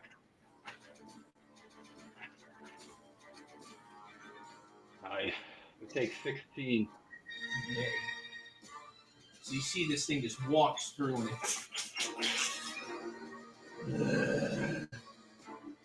that is all they can do with the moment. Oh no, you are section. So you watch them kind of crawl up towards the walls. And that is their turns. Redwing. Ah, piss. I don't like this wyvern. I'm trying to figure out what to do with it. I've been contemplating.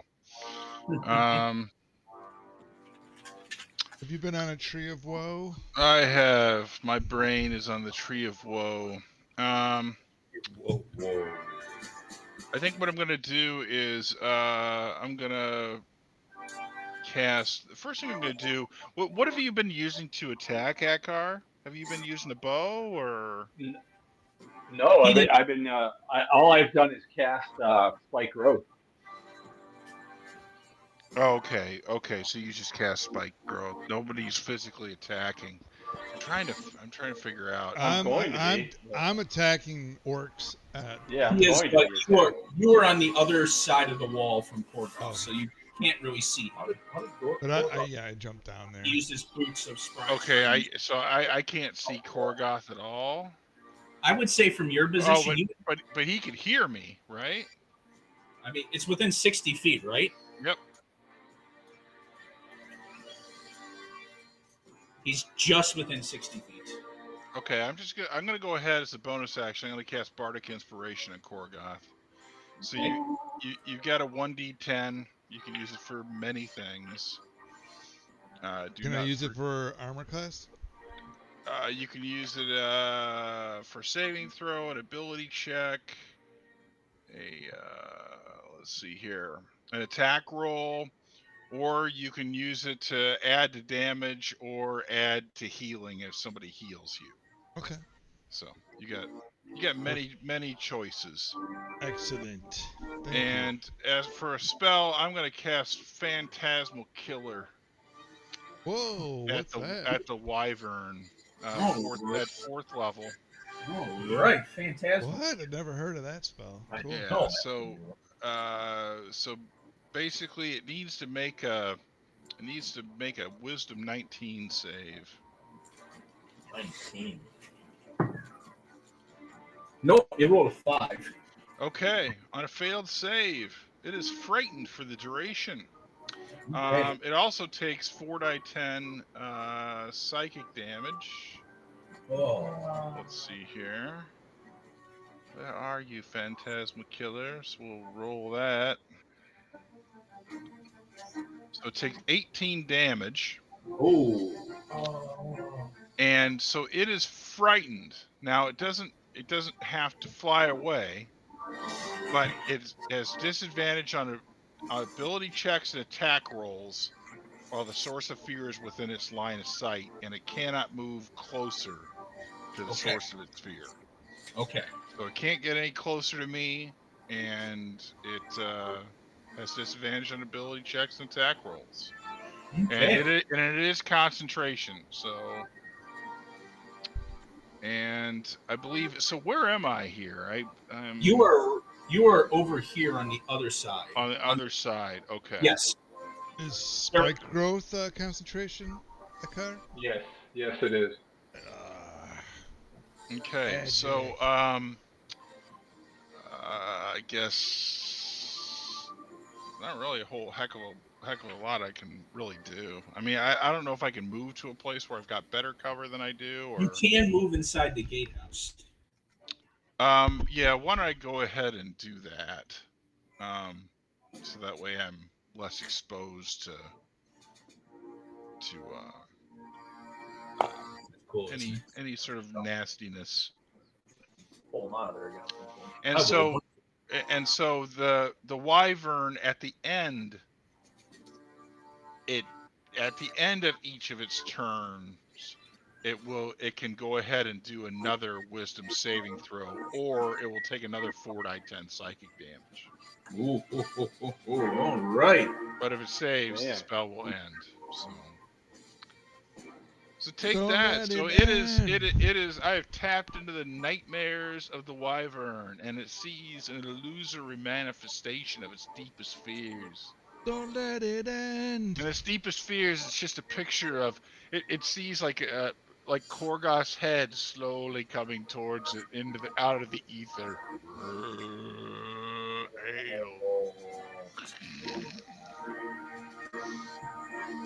It sees a picture of a Goliath's head screaming for ale. Screaming for ale. So, please. And that will be the end of my turn. Okay, 5, 10, 15, 10, 15, 20, 30. 5, 10, 15, 20, 10, 15, 20, 30. 5, 10, 15, 30. So I'm going to rush to here.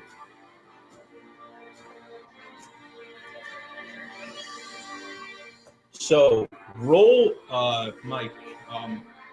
1, 2, 1, 2, 3, 5. So 5, 6, 7, and 4 all ran into the spike row. So they take another 64 damage. They had to move 5 feet. How many was that? They had to, 3 of them, 4 of them had to. So roll 64 because they've moved 15 feet in the spike row.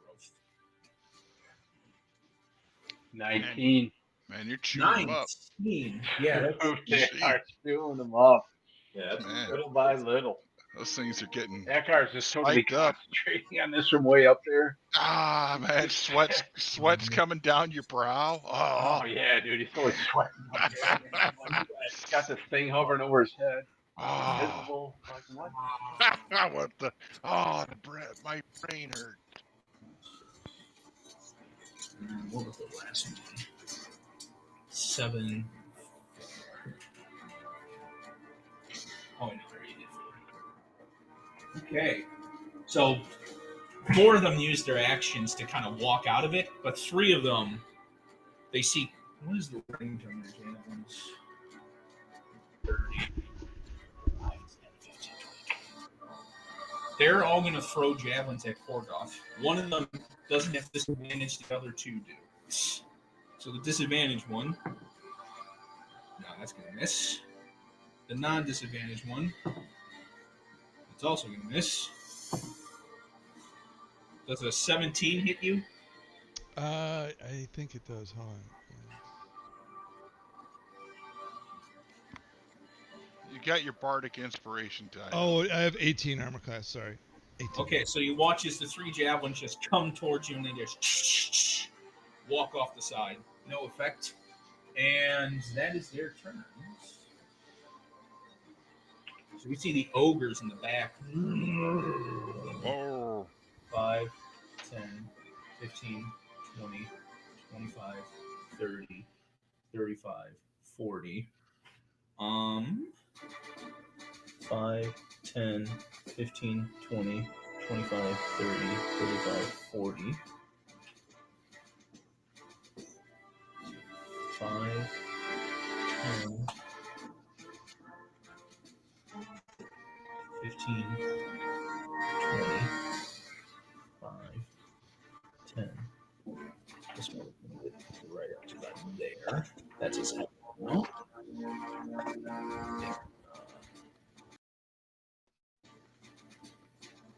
Okay, and this one can go up to here. So that's 2 more javelin attacks on Korgoth, but they're at disadvantage still because they weren't able to get close enough to you. Actually, So no, roll normal. Roll normal because I have my. Okay. Yes. So. He is raging. Ooh, that is a 25 to hit. That's gonna hit. Right. Don't forget about the cover too. Well, he's not. He's on the ground now. Oh, he's on the ground. Okay. Korgoth, you take 11 points of damage. Can you halve that in half? So is that 5? Yep. Okay. And an 18. Just hits. Uh, But I can use it, Bardic Inspiration to. You can't. You just take a 1d10. So they'd miss, right? Your armor class is 18. Wait, can you use a Bardic Inspiration to up your armor class? I think it's just on to hits and. I think it's on hits and Oh. saves. Gotcha. No, I'll take it. That's gonna hit me exactly. So you take 10 points of damage. So half of that 5. Oh, it's attack. Yep. Okay, attacks, not attacks against you. All right. So that is all of them. You see the ogres just rush forward. This one's actually going to rush forward. Sorry, first time playing a bard at in 11th level, no doubt. So it's like I'm like, okay, I got these things. I got all this. Mithros. You are right here. Okay.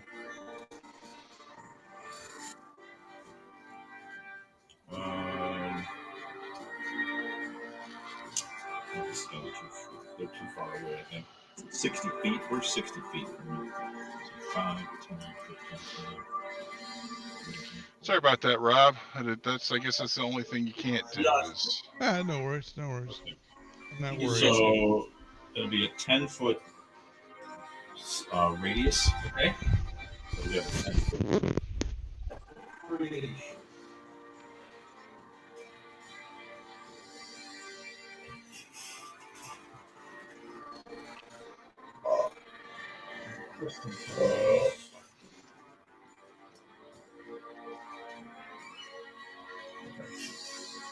So we said.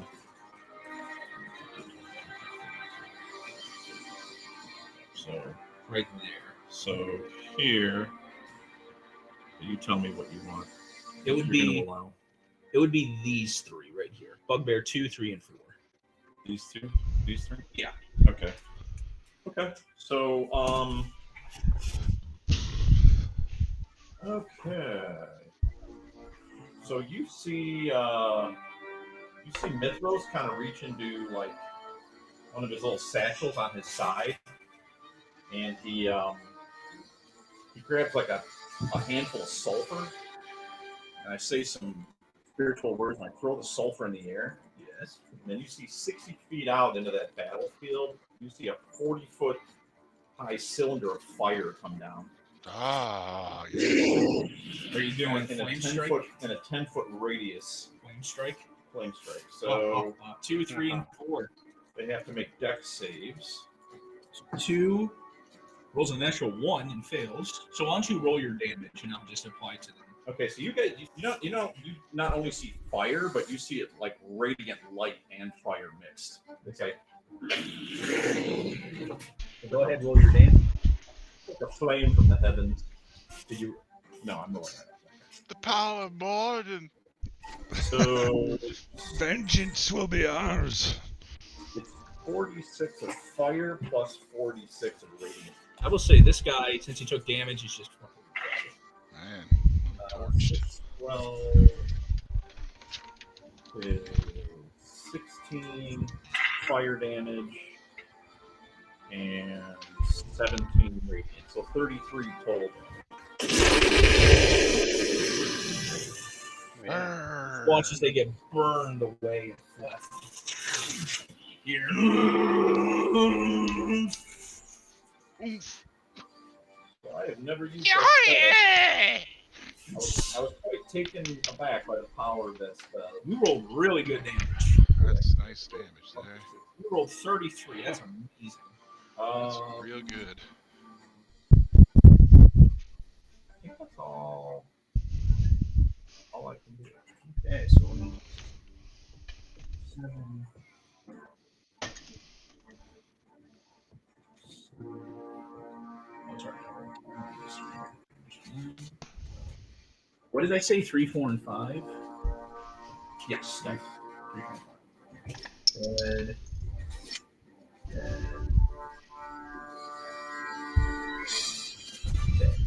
All right. You were my dad. He'll die.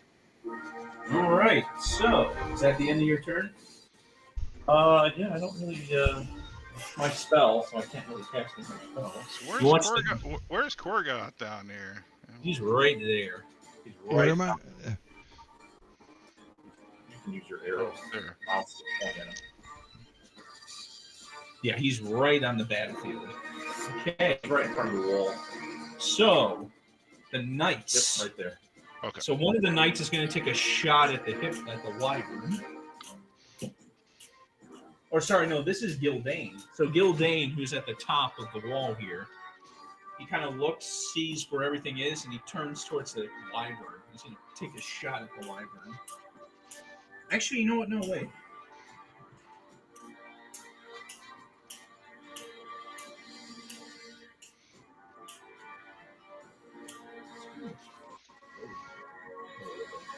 I mean, the wyvern, because he's frightened. Yeah, it's just attack rolls. Yeah, disadvantage. Yeah. That is going to miss. Come on, Gildane. What the? Giants. Whoa. 5, It's all right. I didn't mean to do that. 20, 25, 30, 35, 40. 5. I said ogre got a big keg of ale. There, Gorgoth. 30, Yeah. 35, 40. Get that keg. I'm gonna wrestle that from him. You totally grapple him. Give me that. Okay. Put the guy next to and then this guy, he's probably too dumb. Excuse me. Rush.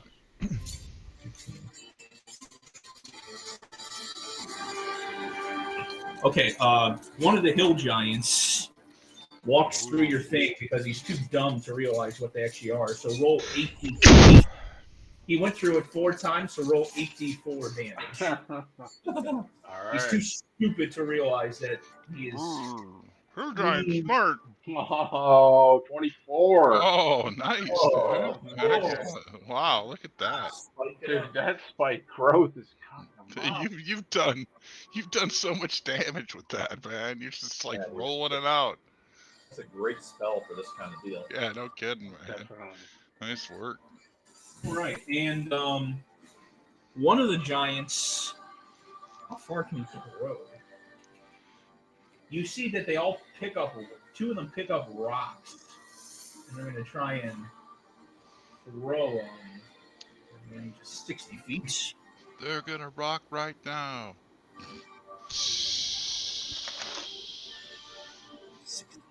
So one of them is barely within range of Korgoth for 60 feet. So Korgoth, you see one of the giants picks up a piece of the earth and just flings it at you.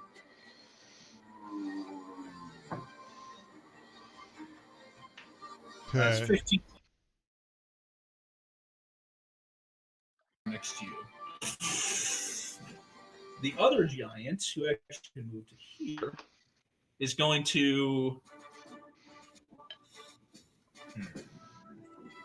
He's going to take a look at. He actually watches. He takes the rock and he throws it at the wall. So that hits the wall.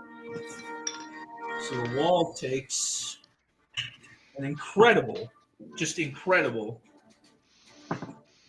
17, 18, 22 damage. As you see the wall, and it cracks a little bit. I forgot, one of the giants actually did have an extra one. He's also going to throw at the wall. That also hits. 6, 9, 13, 21, 26 damage as the other half of the wall just gets crushed too. That is their turns. You see all the lizard folk, the ones that aren't dead, are going to be dead. 10, 15, 20, 25, 30. 5, 10, 15, 20, 30. There's a fireball when you need one. Yep. 5, 10, 15, Yeah, I got a semi-fireball. 30. So roll roll 64 again on the lizard folk. Oh man. No, sorry, 4d4 in the wizard folk. They only move 2 Oh, spaces. 44? Okay. Let me re-roll that. You've been fucking dishing now. 7 only this time. Okay. So the lizard folk just fucking rush forward. 7. So 1, 2, 3. Bring it. And Korgoth. 2 of them, actually 3 of them, are going to be within range of throwing javelins at you. And they have advantage because of your reckless attack, and they're within 30 feet. Bastards. One of them rolls a natural 20. I'll use a reaction on that. All right, what are you going to do? I'll heal myself after you do the damage. Ooh, you take What did he roll? 8. He rolled a natural 20. Oh, you still got um. I can't really stop an attack with that, I think. Is that Oh, right? that's right. Yeah, I that's can't add it to my armor So, class. Korgoth, you take 10 points of damage. So I'll only really take 5. Yeah. All right, so I will not waste my stone's endurance on that as a reaction, but I have taken 15 points of damage. Okay, so and the last So one. I'm doing all right. So the last one is a 20 to hit, not natural. So that hits, and you take 8 points of damage, So reduced to 4. Okay. Yep. Just as javelins just getting chucked at you. They see that you're probably the biggest target, and the rest of them are just going to rush forward.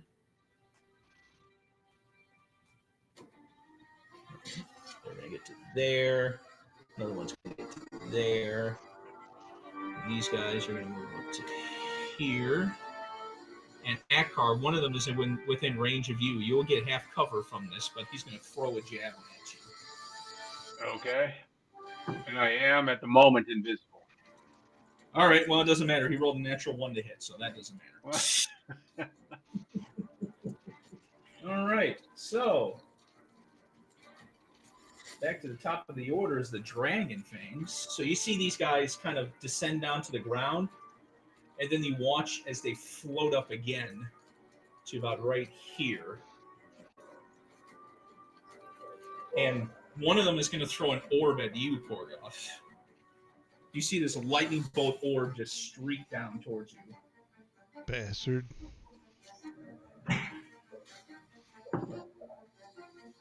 Does a 17 hit. It misses, actually. So it just... And then one of them is going to go after... One of them is going to go after Maloon. That's going to hit. So he's going to take... Sorry, I'm just rolling damage on this one. 3. Maloon takes 23 damage. Okay, actually, we skipped Maloon's turn, so we'll go back up to him. And Maloon's going to take his hammer, his axe, he's going to throw it at the wyvern. Yeah, that's going to hit. Ooh, that's 19 points of damage to the wyvern. Oh, man. Wyvern's not doing too good. All right, so that is Maloon's turn. The dragon's soul. So you watch as the wyvern kind of flies down a little bit to it's within 5 feet of both of you. And what's going to happen is that you see the rider on the back of it. He looks towards Maloon, and he looks towards the space where Akar he thinks you were, and he's just going to blindly swing to where you are. So he's going to have disadvantage on the attack. Actually, no, he doesn't know that you're there exactly, so he's going to swing at one of the guards. And it hits, and he watches his blade lights. Oh, no, it's not him. Yeah, it's a guard. It lights with electricity, and it just slashes the guard and kills him. So that's 5 guards that are currently dead. No. And the other one is going to go towards Maloon.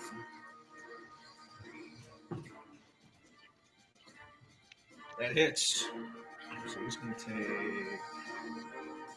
Now so he's on the back of the wyvern. Yes, so the wyvern flew down 5 feet because it was already at the wall, and the guy is just hanging off in the wyvern and striking because Maloon is right on the edge of the wall. So the wyvern didn't get any closer to me, though. No, it did not. Okay. 3, 6, 8, 9 plus 3, so 12 to Maloon. And that is all that he is going to do. Anauroch is dead. This one's Dead. So where's number 6? Hey, I got a question for a car. Yes. Do we know that there's a spike growth in that area? No, because it's camouflage. You'd have to roll to see if you are aware of it. Can I roll that? Yep. 1 second. I'll wait till my turn, but Oh, okay. And that would be an ability check, so Yeah. You have to So make a you could wisdom use perception your check. bardic inspiration for that if you rolled So, low. Korgoth, 3 of these orcs are just going to rush up to you and try and attack you. okay, So they have advantage because you did reckless. correct. Nope. That's going to hit. That is a 22. You take... Wow. You take 4 points of damage, so reduced to 2. Okay, 2. That's a miss. That's going to hit. That's going to hit. So you take another 8 points of damage, reduced to 4. So Just 6 total damage. All right. Yeah, so hacking into you with great axes, and they kind of look at you, kind of shaking a little bit, realizing that you're made of sterner stuff. So there's 3 orcs on you. The wyvern. The wyvern's gonna make a bite attack against one of the guards. That's a disadvantage. Yes, it is.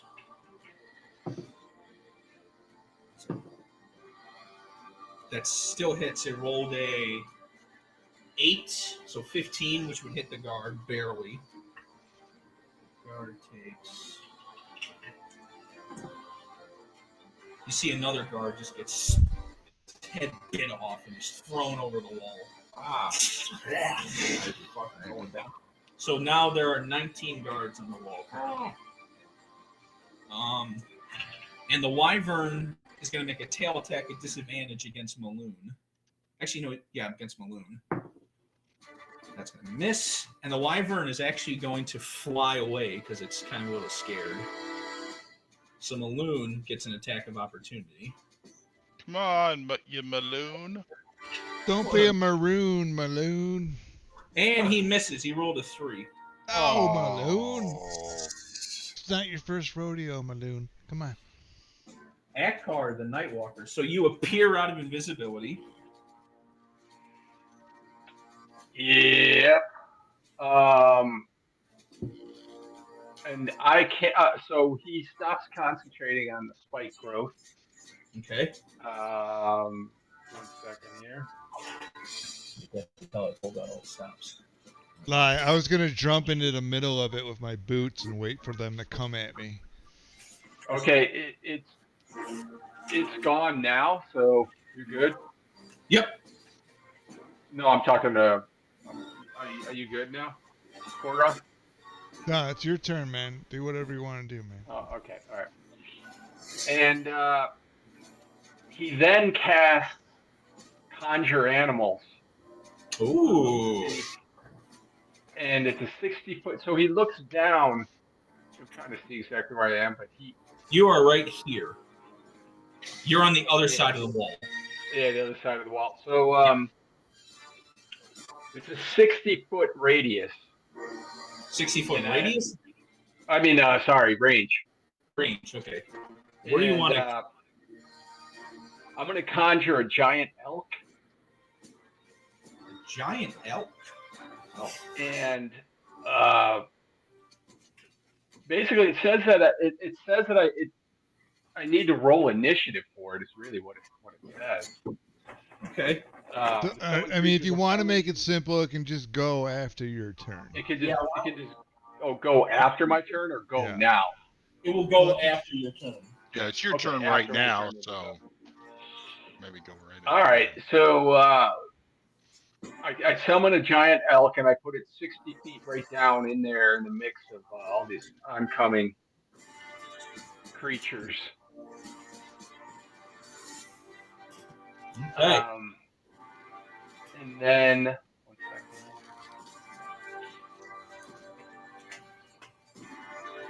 And as my bonus action, I will Okay, go ahead, Mike. I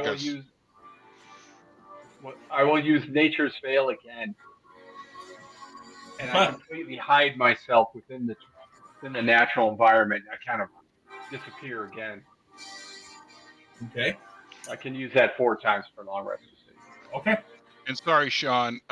That wyvern needed to make a saving throw.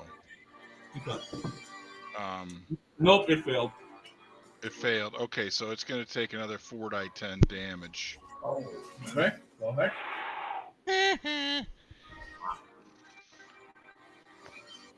So it takes 25 damage. Oh. And it is still frightened. You can definitely see this wyvern's not looking too good. Okay. Is that the end of your turn? Suck it, wyvern. Is that the end of your turn, Akar? That's the end of my turn. I blend in and I turn invisible again. I kind of vanish even though I'm still there. And I just kind of shout out to the elk that I just conjured, and I just give it a command. So, Korgoth, you're kind of standing there in front of the orcs, and you hear Baron Urhau go, "All right, boys, give him a volley." Give him a volley. And he watches 19 arrows, and it pierces the 2 orcs in front of you, and you just go down dead. Nice. And you watch one of them hits this lizard folk straight in the head,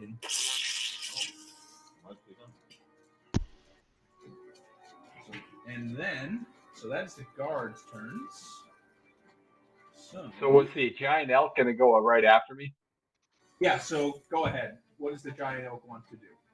Okay, where is he on the field there? He is right here. Okay.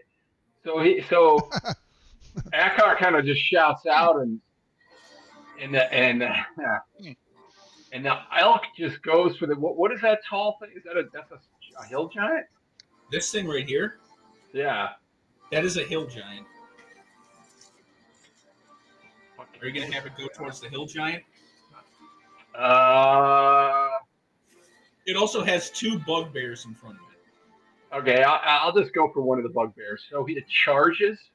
If the elk moves at least 20 feet straight toward a target, then hits with its ram attack on the same turn, the target takes an extra 2d6 damage. If the target is a creature, it must succeed on a DC 14 strength saving throw or be knocked prone. Okay. All right. So how do you want me to roll should I just roll to roll a 20? Yeah, roll a d20, and let's just say we add 6 to it.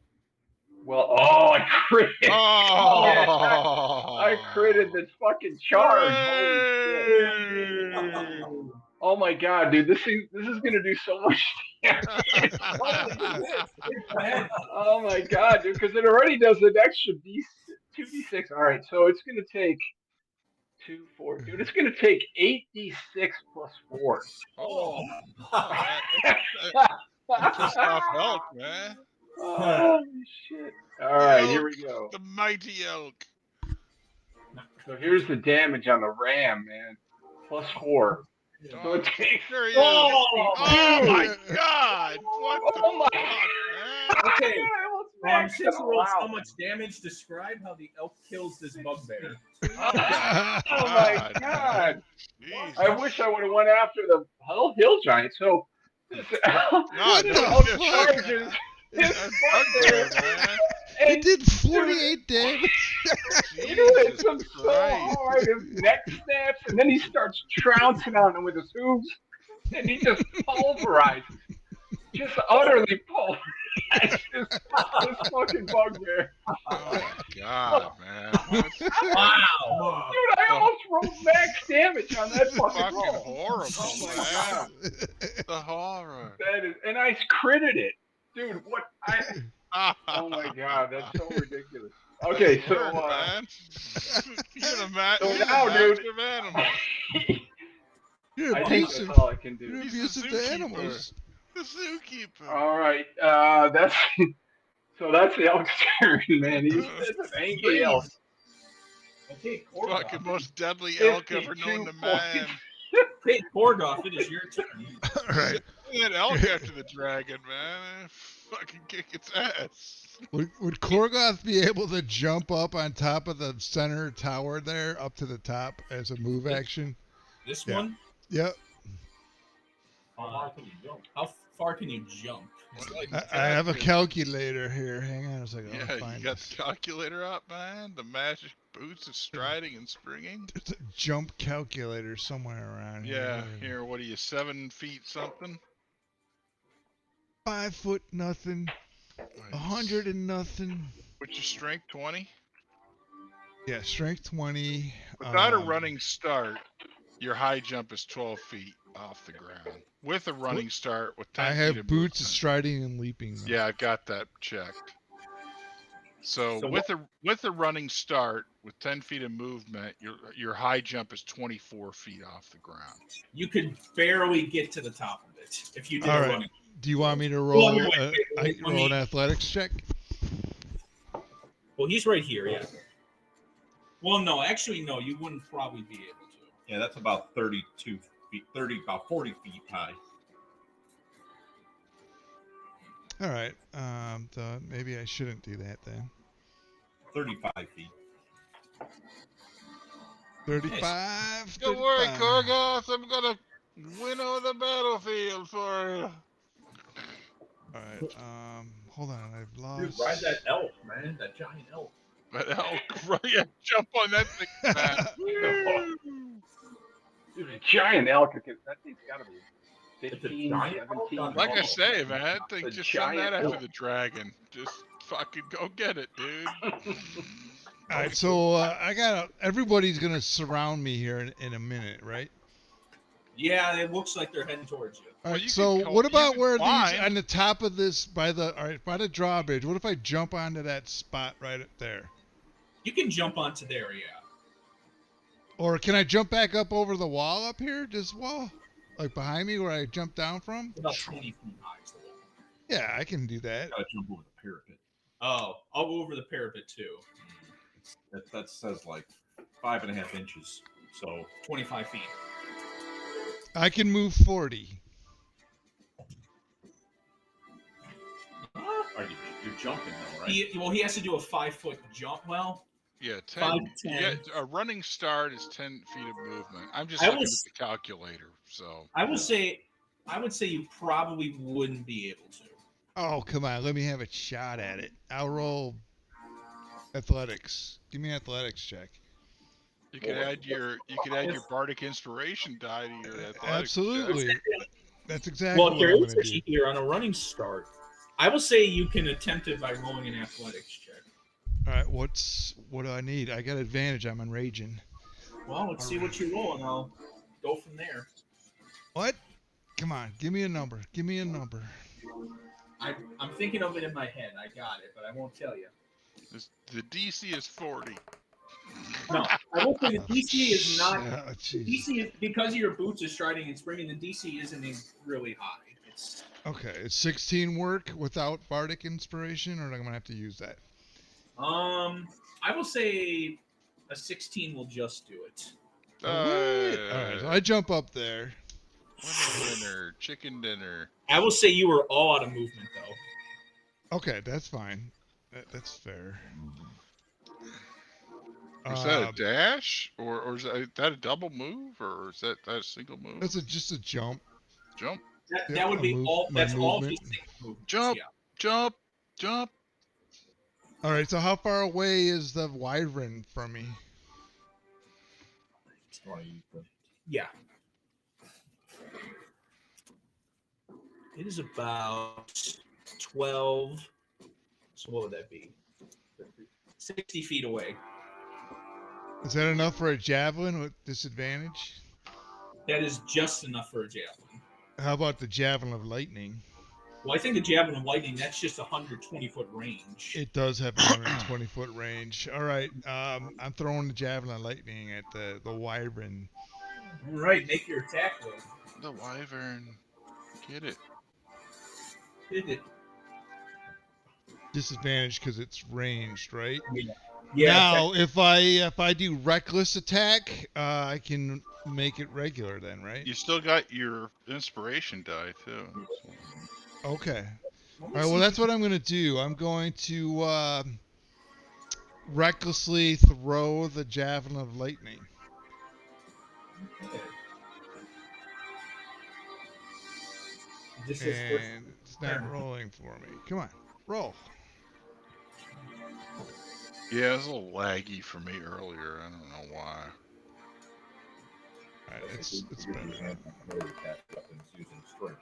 Oh, 26. No. Wow. Is that random? Even with disadvantage, I rolled a 19 and an 18. Wow.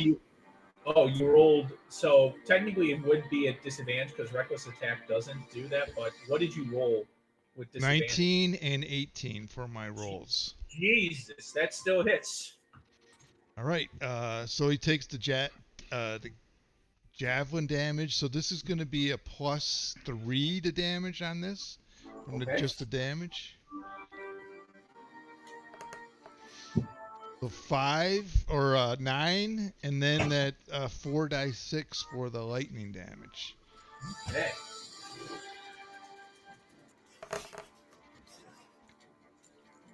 All right, so 9 plus 15, 24 damage more to the wyvern. Oh, the wyvern is not looking good. And you didn't even have to use your bardic inspiration, right? No. No, I didn't. Okay. I have another javelin. I'm gonna use it. Okay, go ahead. This one is at disadvantage too. No, it's not. If I have reckless attack going. Technically, reckless attack is only for melee attacks, Oh, yeah, you're right. but it's okay. But No, that's all disadvantage. right. You're right. Let me refresh I this. didn't know that. This is now weird on me again. I'm trying to roll this. All right, so disadvantage roll. Oh, that 2 killed me. No, I'm not gonna hit with that. No. All right, that's the end of my turn, man. Okay, so the veterans are going to go. Two of the veterans are going to look at that wyvern and fucking fire at it. Get it. One of them rolled a natural 1. Pooh. The other one rolled a 17, which will hit. Hey.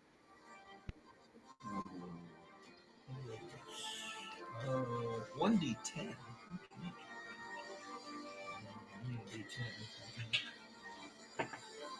Ooh, 9 damage to the wyvern. That wyvern is not looking very good at all. Yeah. And one of the veterans. Doesn't make a save the next time his turn comes around. It's gonna be looking a lot worse. Yes, so one of the and then the other veteran is going to take a shot at this one right here. That's number 4. Wizard Pro 4. +3. That's going to miss. So the Cult Fanatics. 5, 10, 15, 20. 5, 10, 15, 20. 5, 10, 15, 20, 25, 30. 5, 10, 15, 20, 25, 30. They're going to move up to there. You just see they're all charging at the wall still. Now the guard Drake's turn.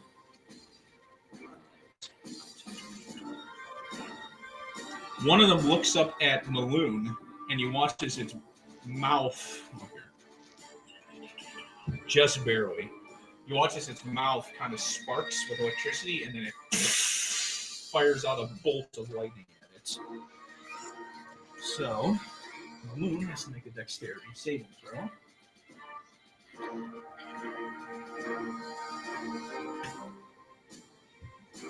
Which he succeeds actually. So 4d8.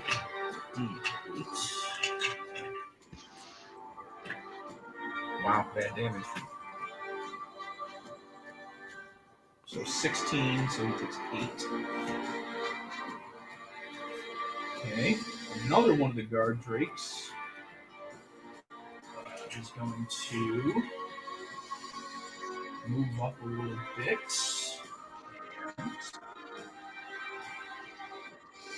So the next guard drake, this one, He's going to go 5, 10, 15, 20, 25, 30. Korgoth, you see another one of them opens its mouth and it fires out a beam at you. So I need you to make a dexterity saving throw. But you have advantage because you can see it.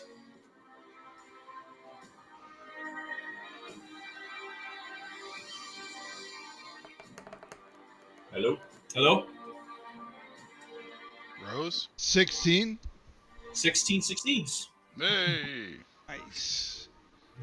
12. Ooh, I rolled good damage too. You take 24 lightning damage, but you're a bear totem, right?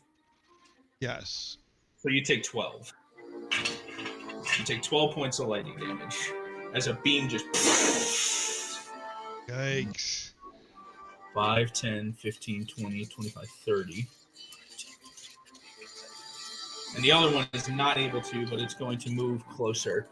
You see how he's all right, so you see the guard drakes just. And Renwin, it's your turn. All right, so I'm in the tower, right? So I assume I can see through these crenellations here. Yeah, you see parapets. They're right here. Why don't you give me a 20-foot radius sphere? Right here. I just took And- 12 damage, right? Sorry, Yes, 12 damage. Okay, sorry. Sorry to interrupt. Okay, I want you to pop this thing down so I can get. I don't want to hurt his elk, but I want to be able to. Can I? Will I be able to get one of these flying dudes with this thing, or? You can if you do like this. You can either do this or you can do this.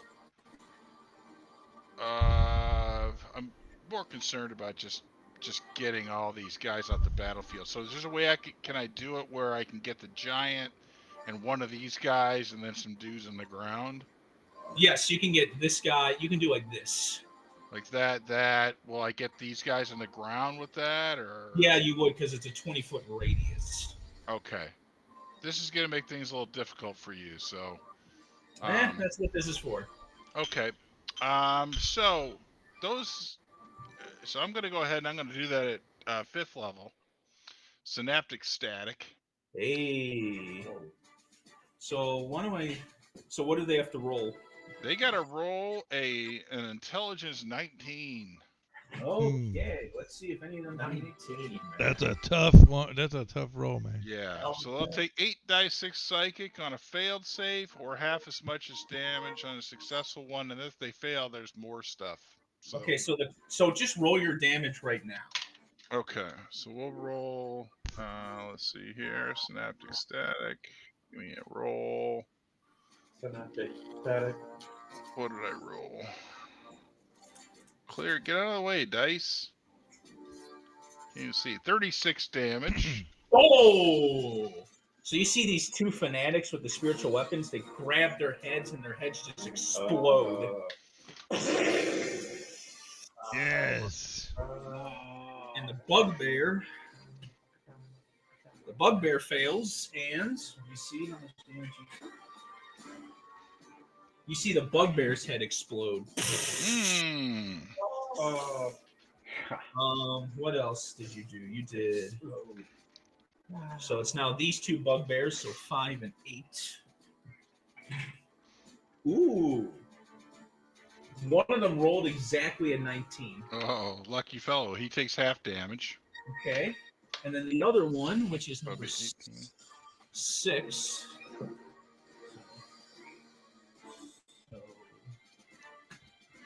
Number 6 gets its head exploded.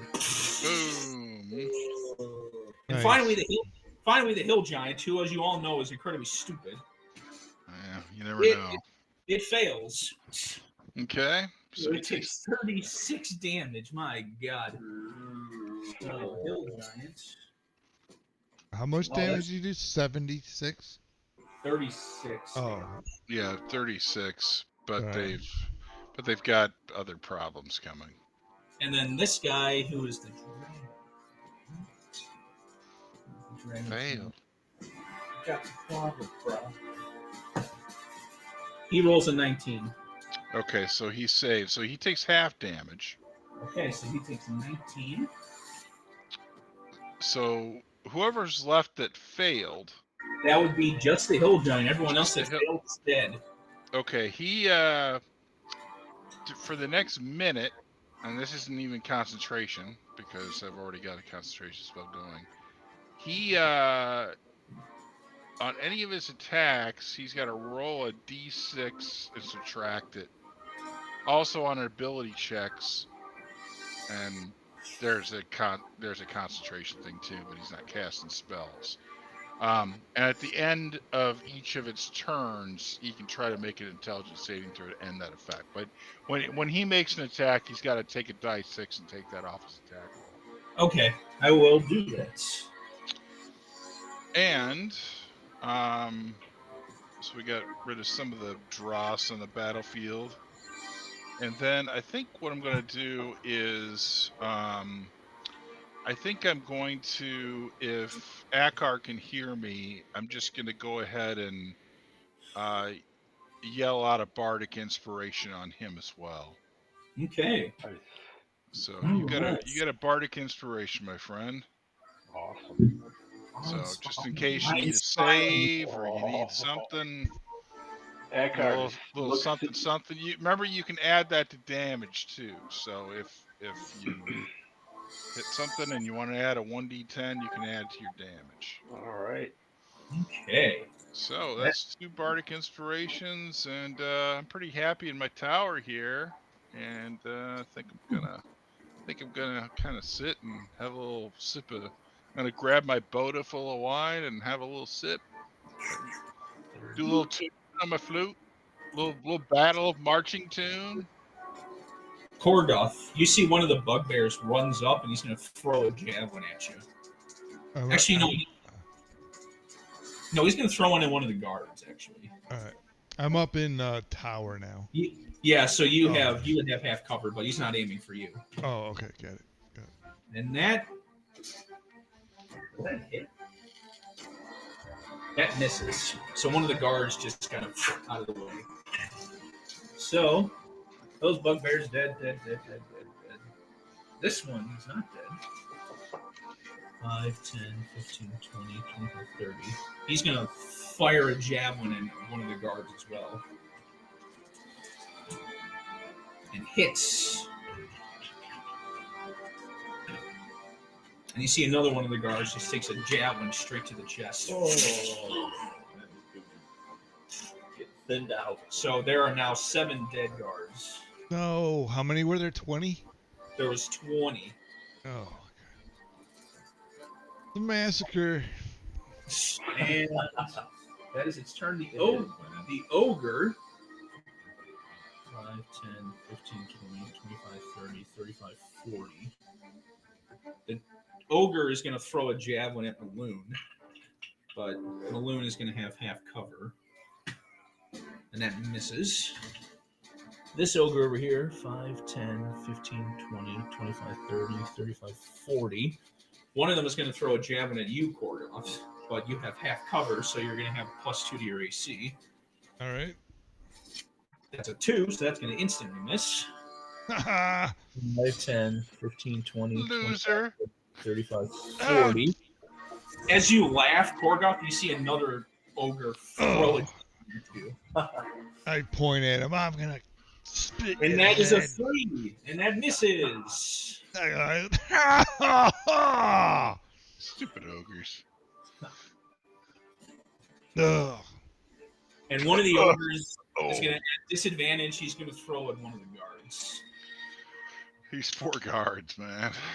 Looks like I'm going to have to jump down there again, guys, and start kicking some ass. And that hits. Don't worry, man. I'll help you out. I still got your inspiration. Wow. So, Korgoth, you see one of the guards is kind of standing next to you. You see like a ballista-sized javelin bolt just pierce him straight in the chest, and he falls over the wall. I say, no! My favorite, guard number 574. How dare you kill my brother? Mithros. How dare you kill these guards? Mithros. Mithros, unleash hell. Mithros, slay Or them heaven. all! Or heaven. Unleash heaven. I mean, maybe we'll use this while I perfect opportunity to use this spell again. Unleash the heavenly flame. Unleash Morden's hammer. So I do it Bring again. it down upon them. I freaking throw a pinch of sulfur into the air, and this time I'm going to cast it at 6th level. Oh. Oh, man, oh, man. Unleash Morden's outhouse. Flame strike. But I think Morden, man, when he takes a crap, it's like all fire and radiant. I'm going to Fire and brimstone. Okay. well, whatever. The bugbear, the lizard folk, and the 2 ogres. Okay. So the ogres Yep, they need to make dex saves. fail. They're very Fail. extras. Fail. Take damage and now So go ahead die. and roll your damage. And bugbear number 1. Bugbear 1 is healthy. Oh, that's a shitty ass roll. But don't you roll an extra one because of 6th level? No, that was The shitty wall. so 2, 4, 7, fire, 6, 12. So 12 fire damage. Okay. Okay. 12 fire damage and let's see, 15 radiant, so 27. This 27 damage. this bugbear just gets incinerated. Get away from my shitty wall, Mongolians. Also, well, I didn't really say. He fails, so he gets incinerated. Burn, Hungarians. baby, burn. Just go and burn. Burn. Hey. That's my 1 6th level spell slot now. Well, you know, it's for a good, it's for It's something. all right, man. Unleash hell. I like this blade strike. It's fun. That's a nice spell there. Okay. Real So, handy. there's the bugbears you just incinerated. Oh, Are they all gone now? Are they all bugbears dead? All the bugbears besides 1 is dead. The battle is not going well. Extremely big. Those bugbears So, are kind of tough. So that is the end of your turn, Mithras. So let me see these ones. So red and pink. That's why they're just cannon fodder. Cannon fodder for Morden's power. Morden's turned him into the powder. Yes, man. Flaming, smelly powder. Smashed to powder. I probably should Under the hammer of justice. Well, that is all their turn. So it is now Izzard's turn. Gildane's turn. Gildane is going to take a look at one of the lizard. He still doesn't like this wyvern. So he's going to fire at the wyvern. Hit him this time, eh? Nope, that is a 2. Gildane, how'd you get your position? You're like the worst soldier. Okay, so it is now the hill giant's turn. So the green one. 5, 10, 15, 20, 20. So one of those guys has got a -6 to it, or 1 This one, yeah. This one is going to take a look at Maloon. Is going to chuck a boulder at him. Oh, balloon. And that's a 3, so that's a Hey. miss. This giant's going to get up to here. He's going to throw one at Gildane up in the wall. But he misses too. He doesn't even have to roll the -d6. Oh. Weenie. 40. Okay. And then another one is going to see a rock and he's going to throw one at Korgoth. Oh. And that also misses. Hey.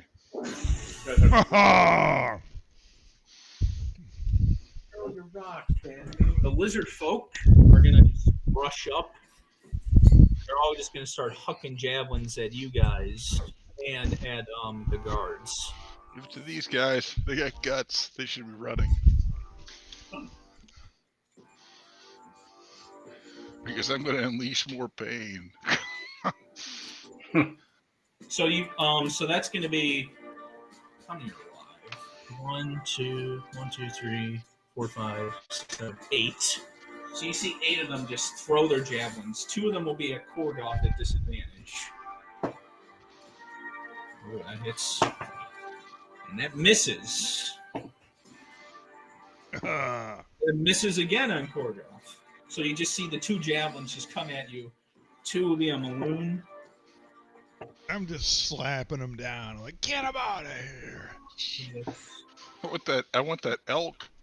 I want that elk to go kill something, man. Dude, a giant elk. You see 2 of the Thing's javelins. jacked. Did that elk get an opportunity attack on one of those ogres? That also misses. I don't know. The guards at disadvantage. Hey, should have. Yeah.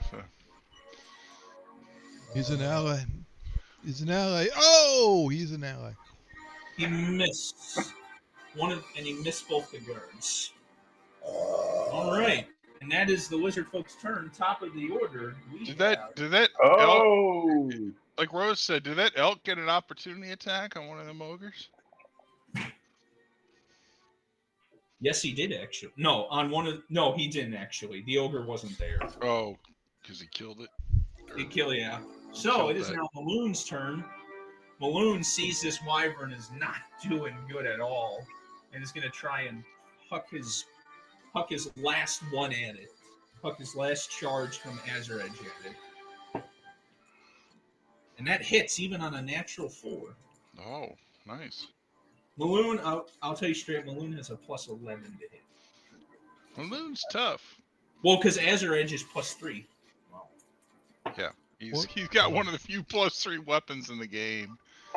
So he takes 16 damage. And this wyvern is barely hanging on. And that is their turns. Now the dragon thing's turns. They're going to move up to here. Up to here. One of them is going to throw an orb at Korgoth again. You son of a bitch. You son of a bitch. You son of a bitch. Spit on your grave. Spit on it. What do they have? Does a 19 hit you? No, not with the battlements. All right, so it just bounces off you, and another one is going to go at no, not Akbar. Maloon. Maloon, that is going to hit Maloon. Oh, I'm gonna. What was the roll on Maloon? It was a 21. A 21. I'm gonna do a cutting words. All right, go ahead. Roll your d10. Okay, I'll roll a d10. Come on, d10, not d100. Oh, fuck me. Come on. You roll 1. Yeah. Oh, I still hit him.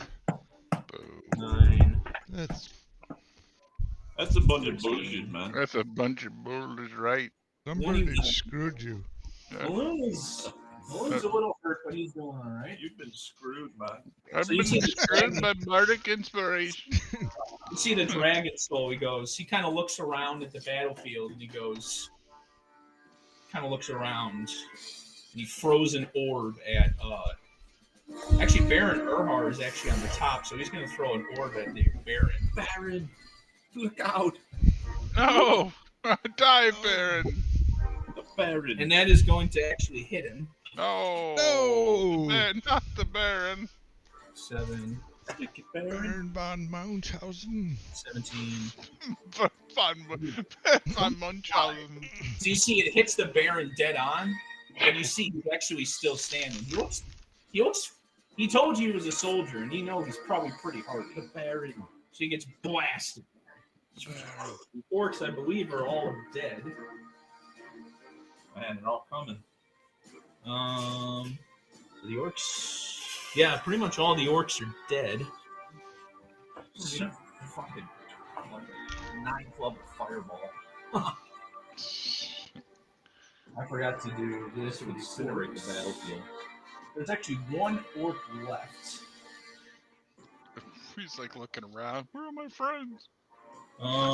Anybody know Meteor Swarm? I wish. So And this then orc you're right just here, that. I'm actually gonna roll. I'm gonna roll morale. Morale check. Wow. No, he's a big boy. He's not gonna flee. He's gonna take a javelin. He's gonna throw it at one of the guards, Oh no. No, the poor and that's a guards. natural 19 that hits. Oh no. No, the guards. Oh.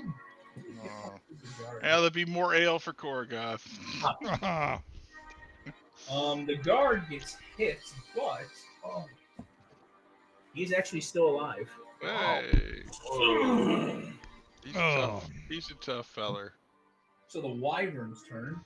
The wyvern does not like this, and he's actually going to flee backwards. Okay. Yeah. At the end of his turn, he needs to make another intelligence 19 save, or he's going to take some more damage. Okay, so it's going to move back. It's going to try and make it save, and it fails. Oh, how unfortunate for him. Right, because it's wisdom, right? Intelligence. Yeah. Or no, wisdom. Yeah, wisdom. So he takes another 11 damage. How does the wyvern die? Oh.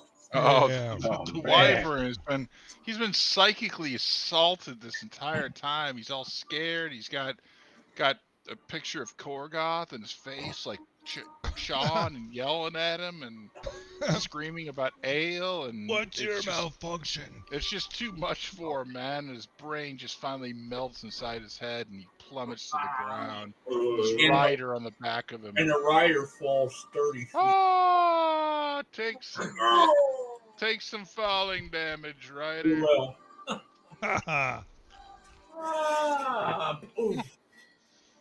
Man, that wyvern, man. That spell did a good job. That spell, Phantasmal Killer. I killed him with a Phantasmal Killer. Akar. All right. Have I seen that giant that in the middle, that hill giant in the middle, take any damage? He has taken a lot of damage, yeah.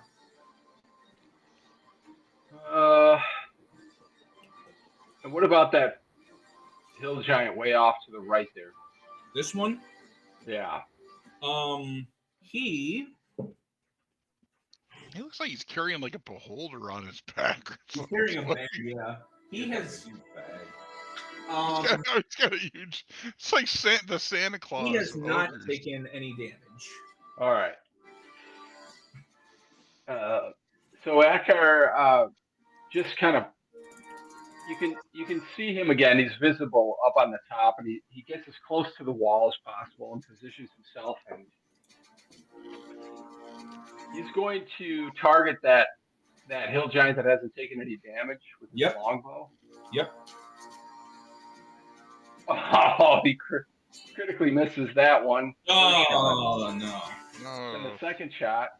No. Remember, you got a 17. You got your bardic inspiration too. So. But he rolled a natural 1. Oh. Yeah, I rolled a natural 1. Okay, so that hits. Go ahead and roll damage.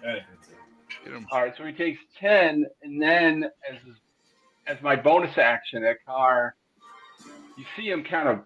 He's firing arrows, and then he makes a kind of a little hand gesture, and I cast lightning arrow as my bonus action. Okay. And you see, basically, it looks like he's loading another bolt. It fires, but it turns into a lightning bolt. Oh. Okay. So. Action. Okay, so 4 to 8 lightning damage, or half as much damage on a miss. So okay. All right, here we go. Get him. Oh! Oh, I got to roll the hit, though. Oh, that's the damage. Oh, that's right. That's the damage. You hit him. Come on, you got to hit. 18. Oh! That hits a 29 damage. 29 damage from the lightning bolt arrow. That hill giant just took a fucking beating. Oh man. And I'll stay nestled in there, and I won't even use another Nature's Veil, and I'll end my turn there. Do we go to the elk? Yeah, go to the elk. What is the elk? All right. So the elk is about. It looks like it's about 20 feet from that giant. Yes. Charge. All right, so the elk. Here comes the elk, baby. Come on, And what he does is he does a charge. So here comes the charge roll. Come on. Come on. Oh yeah! Wait, you're Yeah. gonna add a +4 to that. Yeah, That's a 20. that hits. All right, so he hits. Come on. Straightforward. Okay, so he deals an extra 2 Come dice on, 6. So shooter. here's the ram. So it's gonna be 4 dice 6 plus 4. If I get- God. God dang, dude. Get him. So it takes 20 points of damage, Oh. Oh. Yeah. but here's the thing: it's gotta make a. I'm sure it will. It's gotta make a DC 14 Strength saving throw or be knocked prone. It's gonna roll 1. Yep, it rolled a 16. Ah, poo. All right. All right. That is its turn. It is now the guards' turns. Come on, guys. And the Come guards, on, you guys. Do you your see the job. guards fire out, and they hit they hit the orc straight in the head, and just falls Oh. to the ground. And you see 2 of the lizard folk also just get shredded by the remaining bolts. Hasta la vista. Stick it, jerks. Orgoth, it is your turn. Mm. You do, Korgoth. Oh man. Jump down. Kill. Oh, that'd be right. Rip and tear. A lot of stuff. Man, oh man. Korgoth lusts for violence. I cannot shy away from battle. Battle is your creed. In the name of Tempest, I will slay all of you for aligning yourselves with my arch enemy, the Blue Dragon. Yes. I jump off the ledge, and who's this right here? Right where? Right on top of That this. is a guard. That's a guard drake. What? And then who's this other guy, this big guy right in front of the gate? That is a hill giant. Oh, a worthy adversary. A worthy adversary. Let me get that guy. Yeah, I'm going to jump at that guy and bring some pain. The hills. Okay. 5. I just yell as loud as I can and jump off the wall. It takes all of your movement to get there. All right. But you do. I will say when you land on the. Well, no, don't do it yet. So make your attacks on the giant. These are reckless attacks. Okay, go ahead. He's got crunch and munch. He's serious. When he gets the crunch and munch in his mouth, it's like Popeye with his spinach. That's right. Crunch and munches. Yeah. 21 hit. Absolutely. You want me to roll the other one too? Yeah, go ahead. Are you doing great weapon master with this or no? Yeah, I'll do great weapon master with this. Oh my. Oh, a crit! Oh! So those both hit, and you get your extra attack because you critted. All right, I'll do that as well Oh, before boy, I add everything up. Yeah, this can be a lot of damage. Because of this great weapon master. All right, hang on. I screwed up.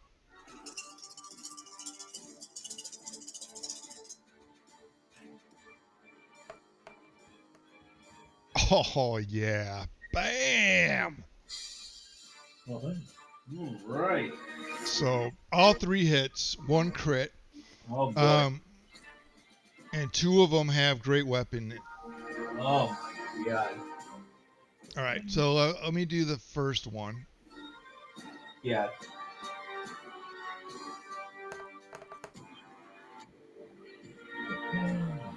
So 17 on the first one. Okay.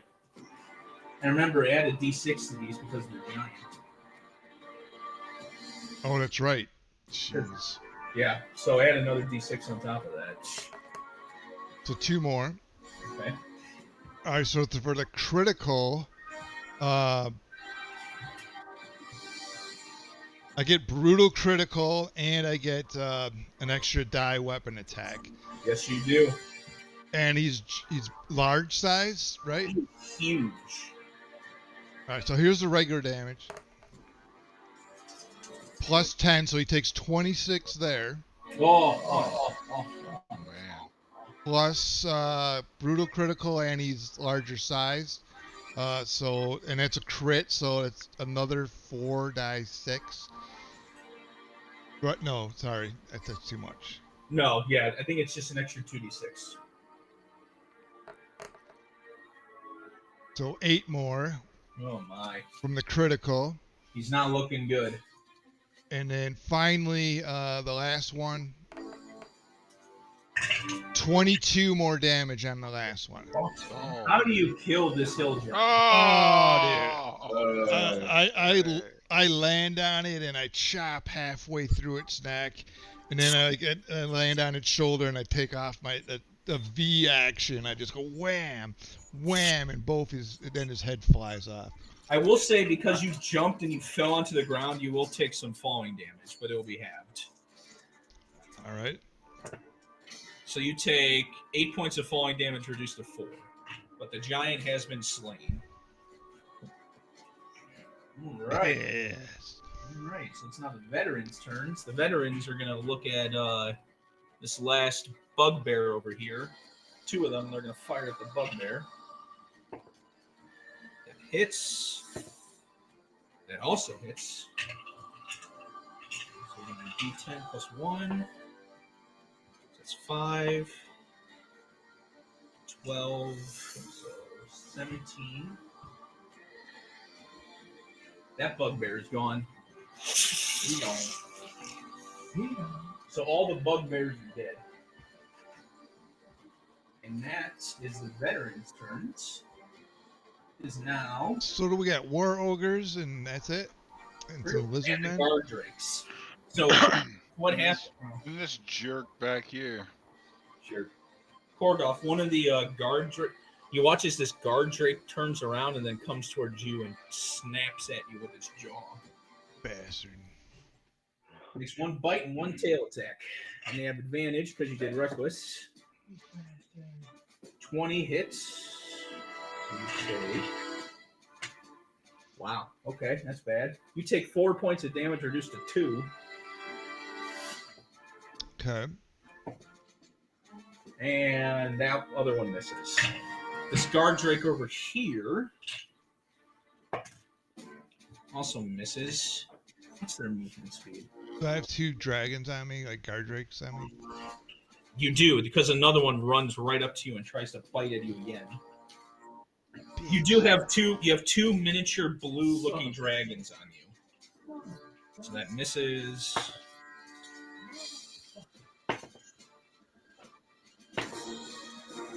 Does a 19 hit?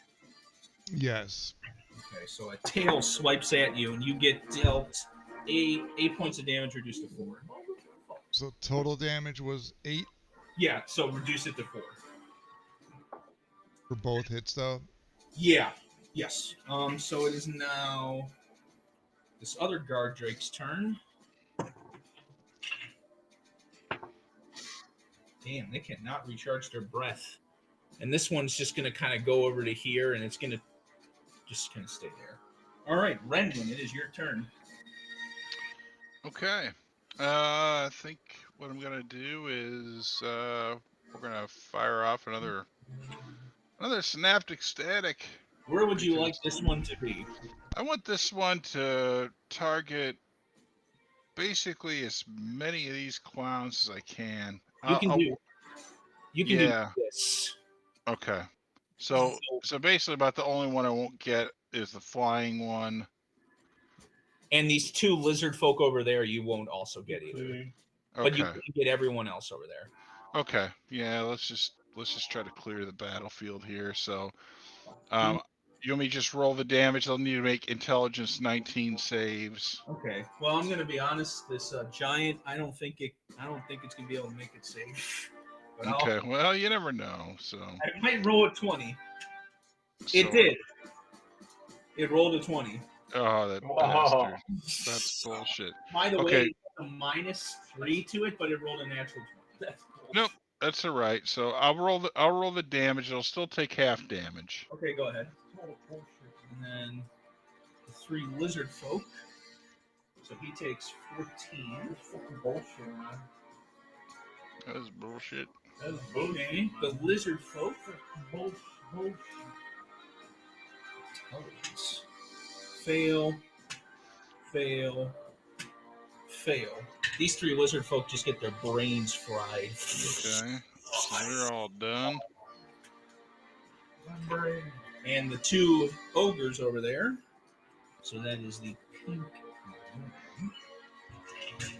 Ogre. Ooh, no, that doesn't make it.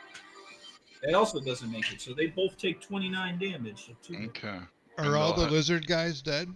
Yes, they are. Yep. So the ogres will have. Well, actually, no. There's 3 more left. But the ogres will have minus D6 on their attack rolls. give me a minute. Let me see something real quickly. So that's those ogres are also dead. Oh, okay. Goodbye, ogres. Jesus. You did synaptic static on them before. Oh, okay. Yeah. So yeah. Okay. So we got one giant here he's a little hurt. It's a hill giant? Yeah, a hill giant. Okay, let's see here. Bonus actions, nothing interesting. No, I think I'm good. I think I will go ahead and pass the baton. All right. Okay, it is now bugbears are all dead. This ogre over here is gonna walk up to Korgoth. It's gonna try and do a great club attack. That hits 8, 9. You take 14 points of damage for just a 7. All right. And this other ogre, is gonna take a javelin. He's gonna throw it at Maloon. But that's gonna miss. Mithros. Okay.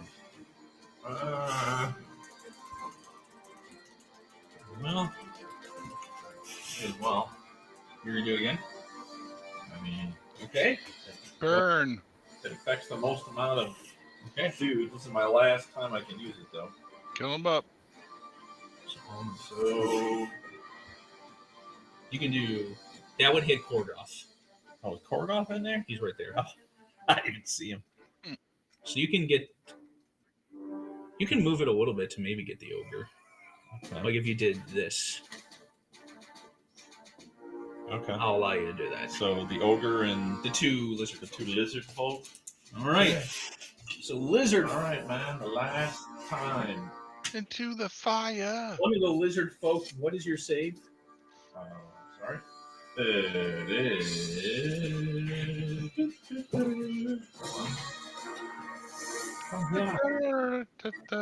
Oh, 17. One succeeds. Okay. The other one fails. And the ogre, who has not been injured yet, also fails. Yay. Okay, so that would be. Excuse me. Oh, that's a pretty good roll. 12, 16, 18, and 32 to the ones that failed. One of the lizard folk dies. 16 to the ones that saved. One of them is still alive, barely.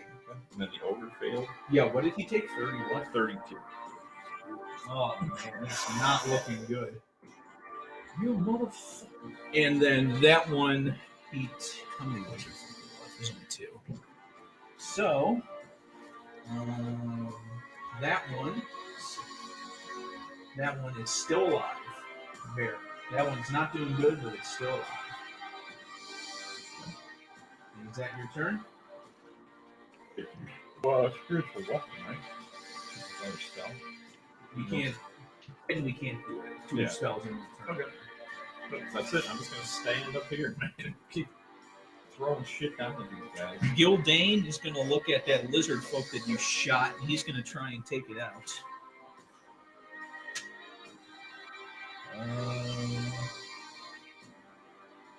Does that hit? It does not hit him. Okay. Now it is the Hill Giant's turn. So Hill Giant A, the green ringed one, is going to move 5, 10, 15, 20, 25, 30. Sorry, that's 40.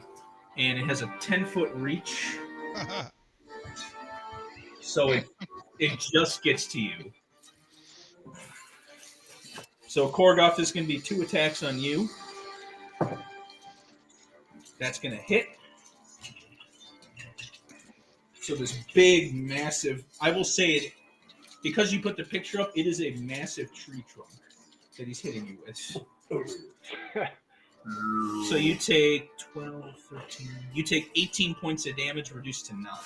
And he's going to try and attack you again. Son of a bitch. Oh, that's a natural 20. No. Oh. That's a natural 20 on you, Korgoth. All right. I rolled 3 1s. Oh my god. Oh. There you go. Wow. 8, I don't need to use my stone of endurance. Right, be the fire and flame. 17. You take 20 points of damage reduced to 10. So how much did I take before? You took 19 total, I think. 19 total? Okay. Yes. That is that giant's turn. This giant over here is going to take a rock, and he's going to try and hit Mithras with it. Can I use my reaction real quick? I'm going to try to heal myself. Go ahead. You can do it. Yeah, you can do it. Go ahead. All right. I'm going to use stone's endurance here just to mitigate some damage here. And you can use that that bardic inspiration and add 1d10 to that anytime you heal yourself. Sweet. I might have to use that. I'm getting shipped away here. Just dropped below 100. This lizard folk is going to run. He sees the battle turning against him, and he's going to just run. He's going to dash away. Run away! All of his friends die. I'm rolling morale checks. Sure. All right. 1 This day guy is plus fucking brave. 5, 10, 15, 20, 25, 30. This other guy's going to get right up to you, Korgoth. What did I roll? So I can add how much? Why don't you add to that with your inspiration roll? A D10. So it's 7 right now because I get plus 4.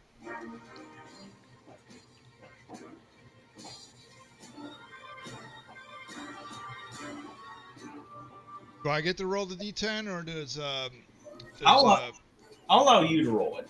Yeah, you roll. Yeah, it's your die. All right. D10. So 7 plus.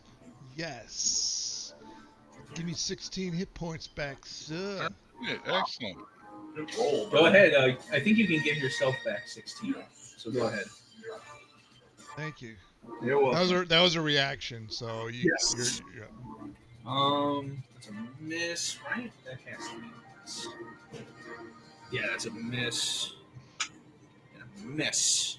So you see another wizard folk come up towards you. And Maloon says, fuck it, and he's also going to jump off the wall. Ah! Careful. I've got the boots. You've got the boots. You do not. Don't be a fool, Balloon. Balloon's had enough, man. So he's sick of this shit. this ogre here, he's going to go into a round of 4 attacks on it. Ogre? We still have an ogre? Yeah, this ogre that has not been hit, but is gonna get hit. Probably. Oh yeah, that's a hit.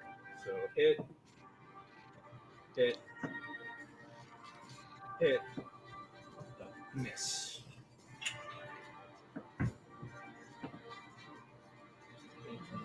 What a balloon. 18, 31, He's quite the Maloon. 40. Oh, Maloon, you've done it again. You see this ogre just get fucking slashed up. Alright. Dragon Fangs. Oh, wow. Oh, wow. That looks like it's right on the battlefield. Yeah, That's pretty impressive. Yeah. That guy's gonna stay. Whoa. That's pretty cool. This guy's gonna fucking fall back. You get that from D&D Beyond? I just Googled ogre, and that guy came up. He was a ping image. Totally transparent. Yeah, look at that. Korgoth, you see one of these flying guys, they throw their another orb at you. Fuck you. So that's a 22 to hit. He's fucking. Yeah, that hits. Do I get a saving throw or no? No, it's just an attack roll. 11. Ooh, 21. 22 damage, but it's lightning, so you reduce that to 11. And the Dragon Soul. The Dragon Soul says, "Fall back! Retreat! Retreat back to the camp!" And you see the Dragon Soul begins to kind of run backwards, and he's going to run off the field soon. No. I took 11 damage, you said? 11, yeah. I want to get that guy.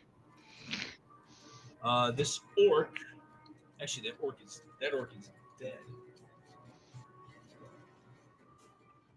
Dead orc, dead orc, dead orc, dead orc, dead orc, dead orc, dead orc. Akbar, it is your turn. All right. So that guy took off. Can I see him still? He is. You can see him. He is about.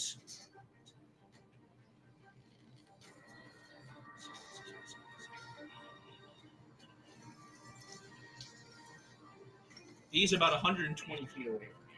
Okay, and he also took some damage. He took a little bit of fall damage, yeah.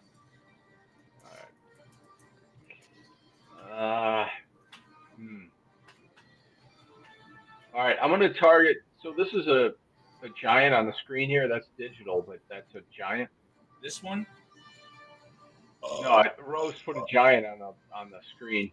Oh yeah, I think Korgoth. There is an ogre over here, though. Actually, there is an ogre right there. That's so weird that that's able to do that. All right. There is an It's ogre.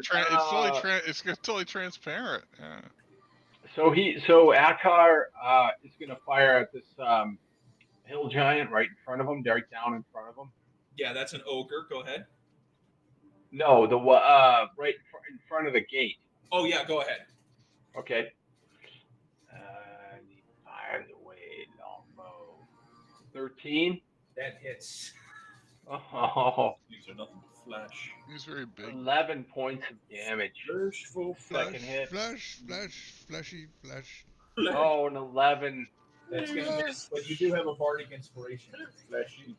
All right, I'll go ahead and use that. So I add a D10. D10, yeah.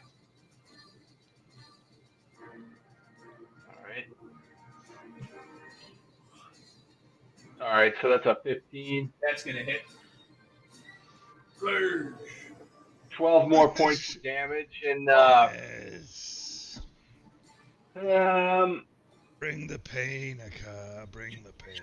I think I'll end it there, and then let this elk go to work because we got another 20. What is the elk gonna do? The elk is going to charge once again because it's 20 feet or more. Is it gonna charge at the hill giant or the ogre? Yes, at the hill giant. Okay, it just has enough movement. Go ahead. Does that elk totally make elks totally like? It totally goes off. Yeah, totally just. Oh, dude, that totally hits. Oh yeah, that's So, gonna dude, that elk. All right, so it charged. Now it's going to take 4, 9, 6 again plus 4. So here we go. plus 4. That elk is So it unstoppable. takes 20 points of damage, and then it's got to save again. Strength 14, DC 14. It makes it. That thing can make a strength What? 14 save in his Well, hold on though. It doesn't have plus 14, does it? No. He has to make a 14 DC 14 save. Did you roll? I did roll, and he rolled an 18. Oh, okay. Jeez, you did it so quickly. So You're like the guards, instantly on that. Okay. the guards are gonna 5 of them are gonna fire at him. That's gonna hit. So they do D8. Oh, he rolls an 8. Bless you. He's gonna do Excuse me. 9 damage to the ogre.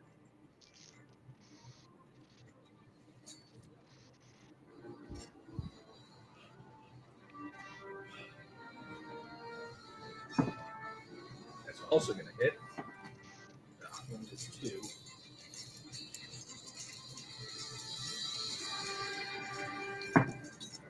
That's a hit. Also going to do some damage. Okay, last one. That's going to hit. And you watch as the guards take down this ogre. Guy's gone. Yeah, and then they're going to fire down. 5 more of them are going to try and fire down at that guard drink. That's in front of you, Korgoth. Yes. I don't like dragons.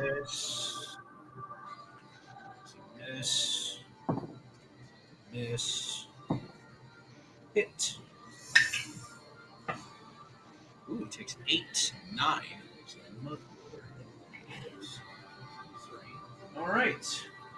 That is the end of the guards' turns. It's now Korgoth's turn. Hey. Fight. He's surrounded by. What do I got on me? I got a hill giant, an ogre, and 2 guard drakes. That's nothing. That's nothing. That's nothing for That ain't Gorgoth, nothing man. for you, clown. Korgoth's like, this is all you guys got? I will say the ogre and the hill giant are not looking very good. Ogre and the hill giant?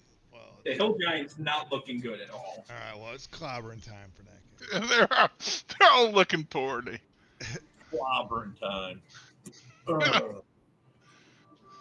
Get him. All right, I'll Get him, Jimmy! I'll reckless attack because I don't care if I take some damage. Put your hands in the air like you don't care. Oh, yeah, that's a hit. Are you going to do Great Weapon Master or no? Yes. Oh, boy. So what'd you roll? 21. Absolutely. All right, plus 10 to this and plus a die 6. So I have that. 5 plus 16. So what's that? 21, 31 damage on my first attack. How do you kill the hill giant? Oh, dude, I just take him out by the knee and he fucking falls over. Oh. My free attack will go against the ogre, who looks like he's in bad shape too. Yeah, he's not looking good either. Recklessly. Absolutely. Great Weapon Master 2 or no? Yes. 5 minus 13, 18 armor class on the ogre. That hits.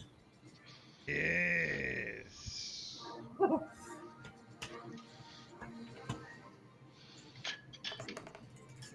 Korgoth's on a killing spree. He killed two hill giants. Killing spree. Kid, man. All right. 22, 32 points of damage to the ogre.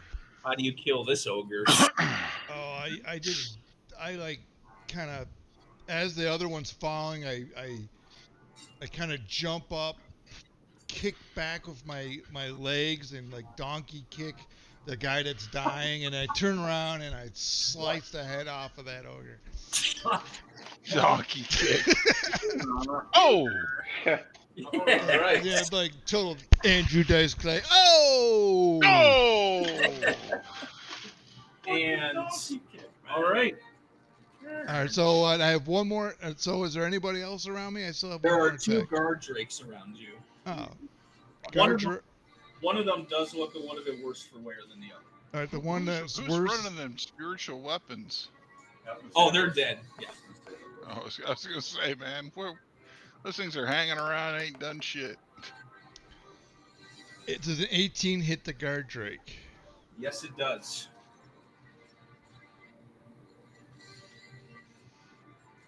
My goodness.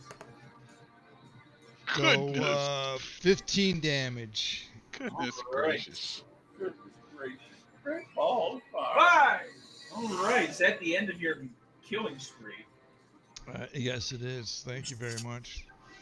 All right, the veteran. The two are going to fire at this guard. Oh, there you are. That's a natural 20 from the one of the veterans. The bishop. 5, 6. So what's that? 6 plus. Is there any lizard folks left? There's one left in front of you. And a drakes? These are drakes on us? Yeah, these are guard breaks.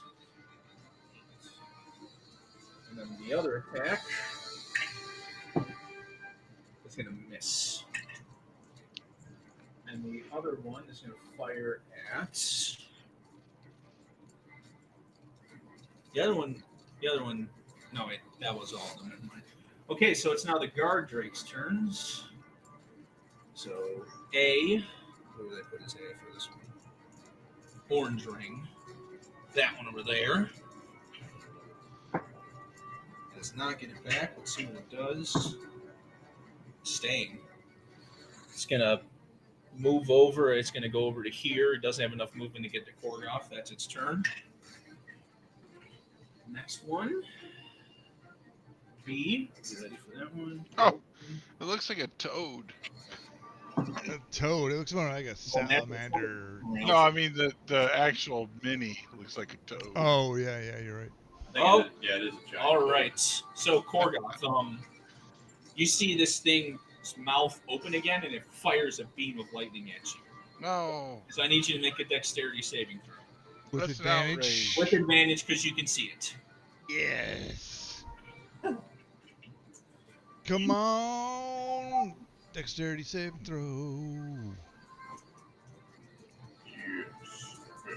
Come on, man. Give it to me. Give it to me, Johnny. Yes. 21. Come on, Johnny. 12. So weird, So man. it would be 22 damage, but you succeeded, so you take half that. But you're also resistant, so you take 6 lightning damage. 6. Nice. 6 damage, yeah. This one next to you, Korgoth, is going to run away.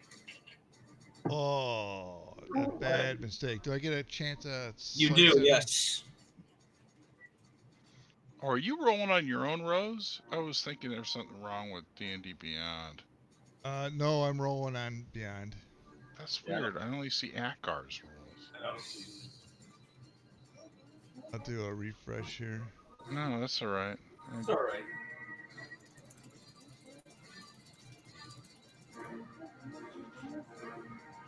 All right, so I get an opportunity attack is what you're saying? You do, yes.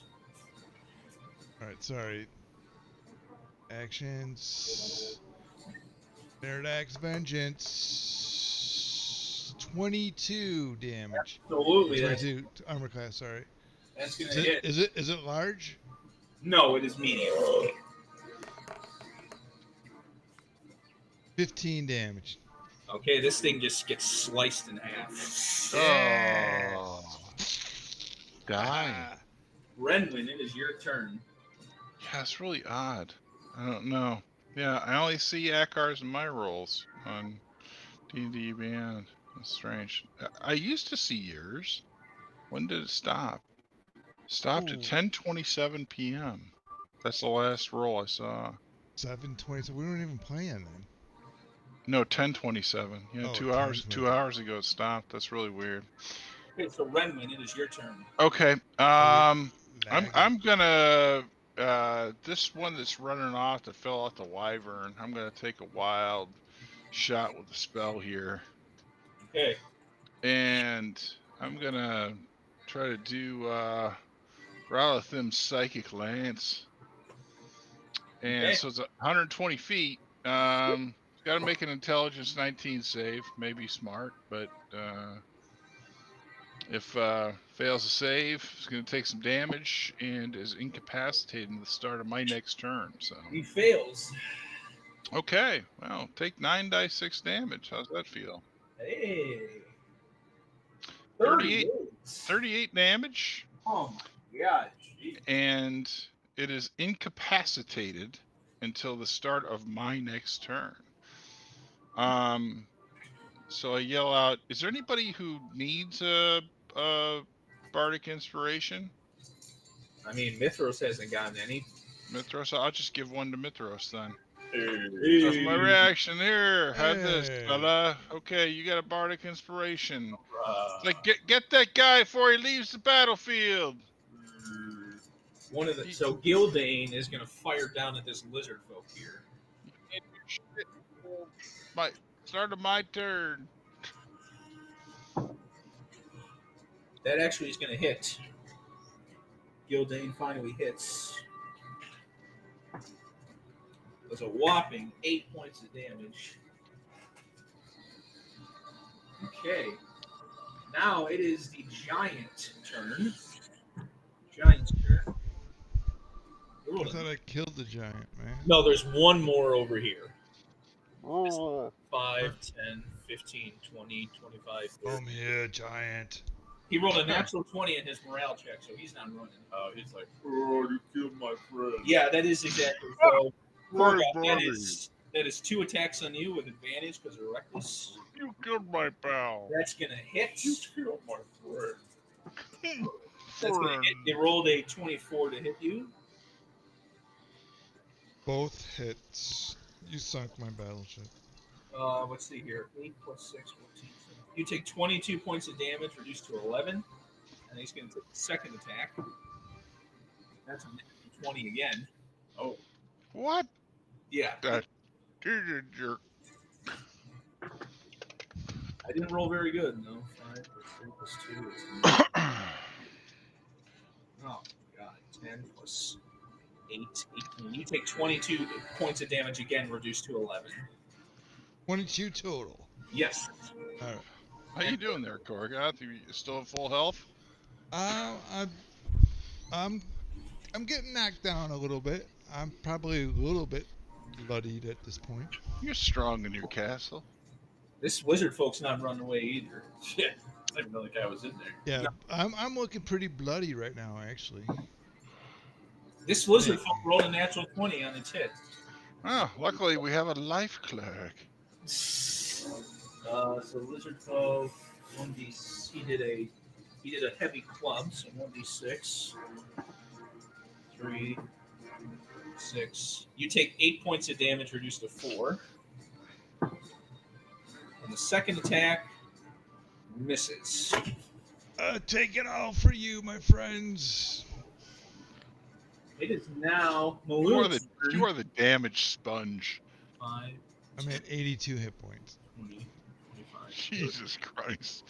I think I took like one hit. I'm like at an 84. They're beating on me now. I'm like, I can't dodge shit right now. That's all right, man. You're made of tougher stuff. I've been So this- recklessly fighting though, so I've been. You are preparing myself. strong in your mountain. This guy is also going to fall back. You're the Oh. Hall, the Mountain King. I was about to jump up and smack those guys. So you see these guys start to run away. Run away! Hey, Ah! The dragon troll guy cannot move because he's incapacitated. Wait, we got a hill giant or an ogre still? Hill giant. Ekkar, your turn. all right. So, Don't forget that guy who's incapacitated, man. He's only going to Alright, be so- incapacitated for so long.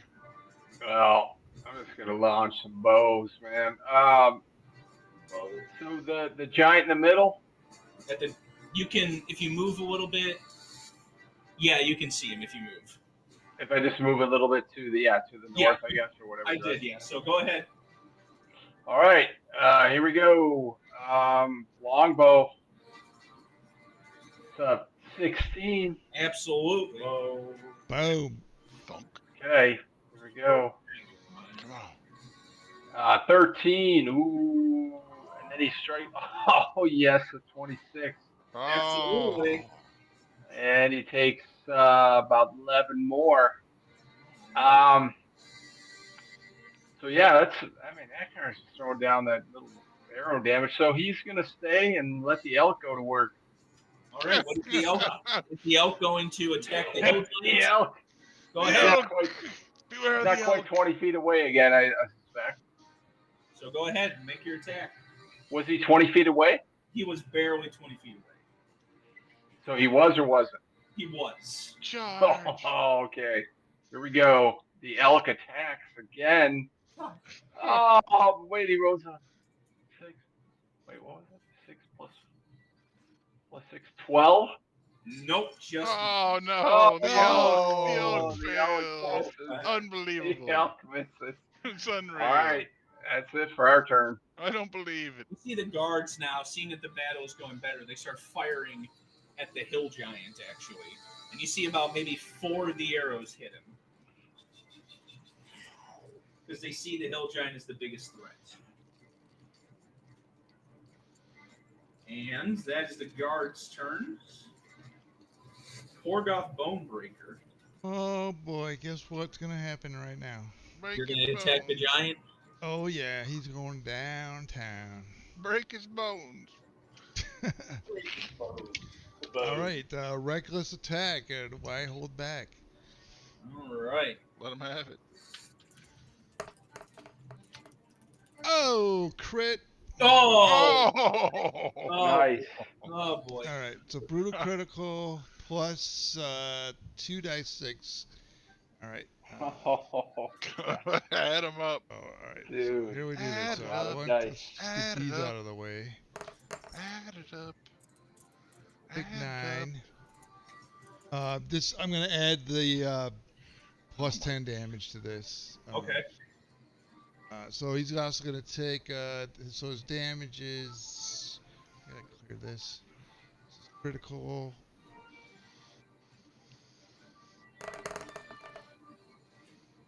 So 29 plus whatever I rolled before. Okay. Not bad. Still up. Okay, it was my free attack. I strike again. It's a bonus action. All right. Got spinning wheel. Here we go.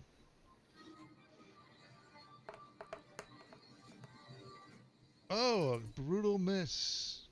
That's a miss. But you do, I think you get another attack, don't you? Yeah, I still have a regular attack. All right. Looks like that's gonna hit. That's going to. That plus this. Come on. Yeah. So 27 plus whatever that other extra damage was. How does this 2. giant go down? Oh. What do we got? Another giant? Just barely. All right, I just run him through, up through his belly and right up into his neck. I just rip it out of his sternum. All right. And I holler, yeah! Done. Piled up here. Absolutely. Hey, I told you it's going to be a big pile. So, the veterans, they're going to take shots at, they're actually going to take shots at this guy back here.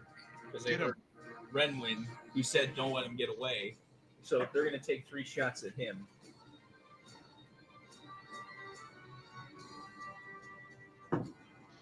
That's, Kill the lieutenant. Miss.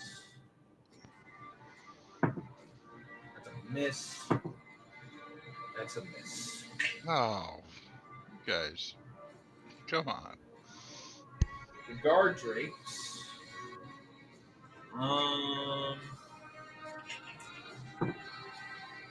This one's going to run up to you, Korgoth.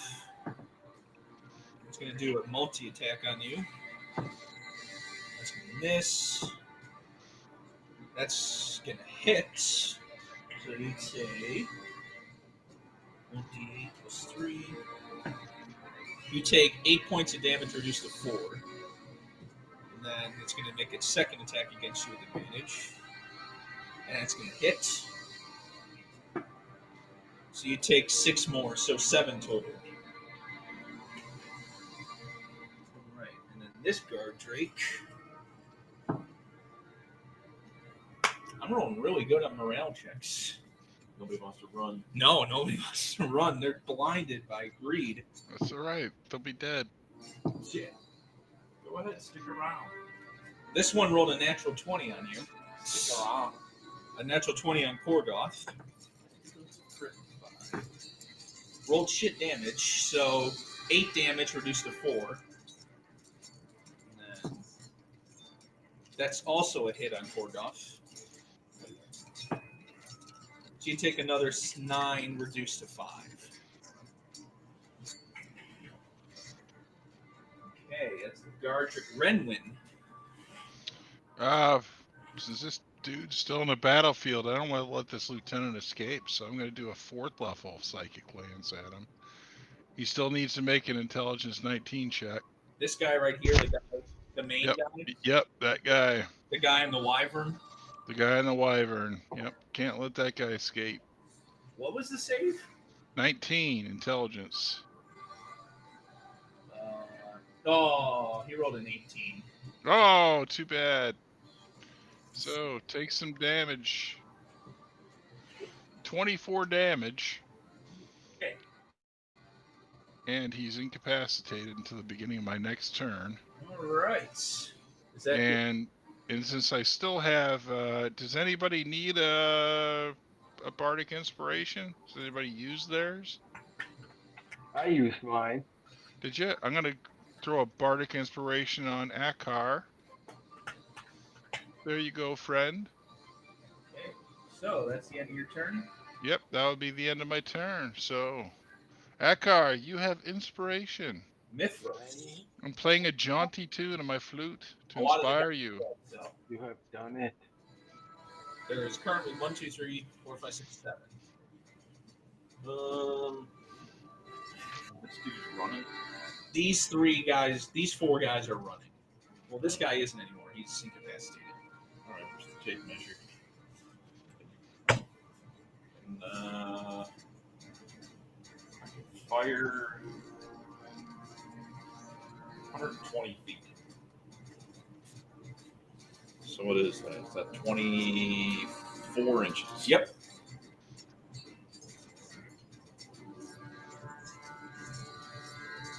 I think he's just out of range. I can hit one of these. You could hit one of those guys, though. Are either of them look bad at all? No, actually, no. Wait, one of them does look a little worse for wear. That would be this guy. Okay. Well, As he fell. I'll go ahead. Go ahead and give that guy a. Hey, guy. Give him a dose of Morden's love. Hey, guy. You're gonna get a. Hey, guy. Hey. You're gonna get a 4th level guiding bolt. Oh, boy. Oh. Oh. All right, so that is a range plus 9.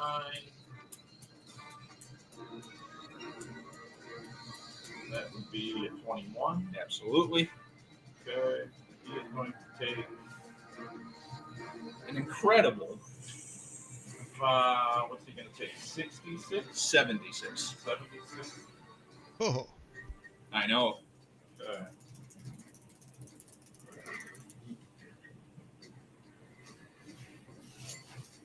Oh, those are some big rolls, man. What'd You you roll? rolled 4 6s, a 5, and a 4. So what is that total? 34. 34. Oh man. Ooh. God. This guy is not looking good either. So He is, yes. But he is glowing. Anything else? Nope, that's all. That's all you're gonna do? That's all I got. I'm just standing up here firing. Gildane is gonna fire at this lizard folk running away. Torgot's the only one who's in the balloon. Shit. That's gonna miss. Into the shit. The hill giants are all dead. Now it's just the lizard folks. The lizard folk. I'm rolling really good on morale. Look at that folk. I'm rolling really good on morale. Hello, folk. No way that guy can stick around, man. Freaking surrounded. He ain't real sharp. But man, maybe they're stupid. They want to fight. They have a 7 intelligence, by the way. Well, there you go. All they want to do is fight and die. Gorgoth, that is a 19 to hit you. That hits. Okay. You take 7 points of damage, reduced to 3. That's another hit on you, and you take another 8 points of damage, reduced to 4. Oh boy. And the other lizard folk is just going to roar. And I will say he is off the battlefield. And that is their turn.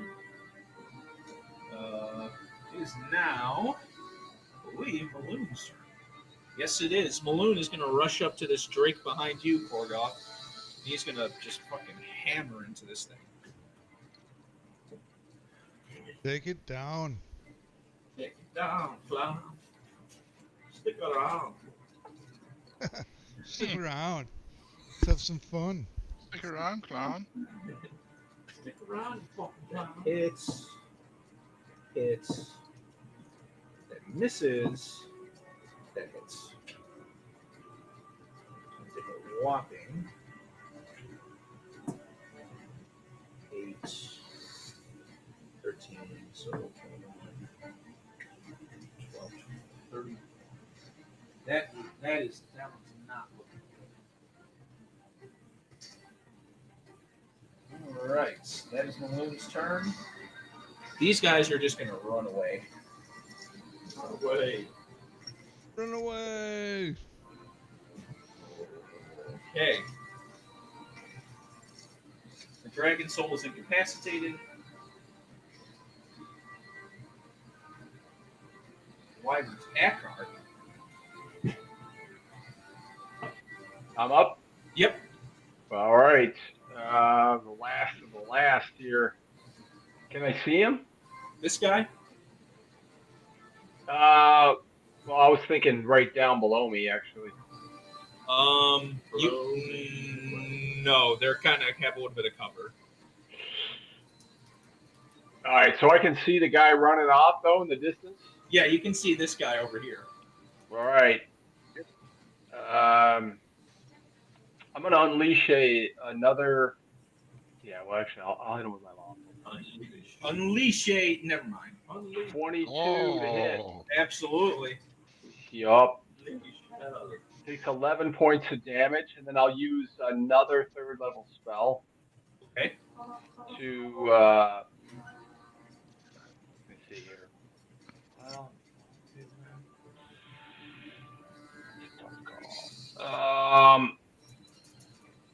yeah, I'll do it.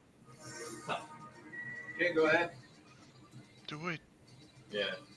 Oh, sorry, got to hit first, or he takes 4 rolls. All right, here we go. Hit him. Combo.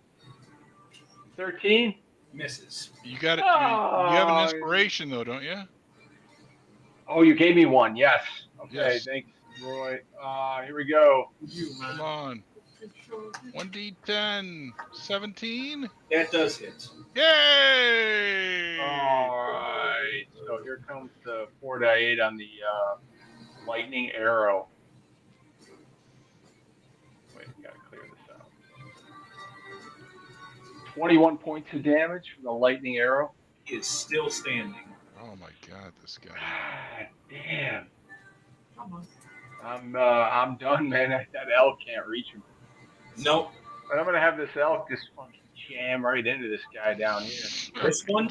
Get him. Yeah, that guy right there. Come on, elk. So one of the Come guards. the elk, man. So go ahead. It Yeah, had 20 feet of movement. oh yeah, that's a hit. That's a hit. Plus Yep. 4, 19. All right, so he didn't move in. Okay, so he takes 2d6 plus 4. So 13. The elk rams him. How does the elk kill this guard? Oh, Ah. the elk rams him with his huge horns, and the guy's up dangling in his horn, and the elk just keeps piercing him over and over again up in the air. Yes. And then the elk just fucking throws his corpse off antlers. Oh. All right. Is that the end of your turn? That's it. Okay. The guards fire down and they kill this last lizard folk. And then they kind of injure the guard drake a little bit.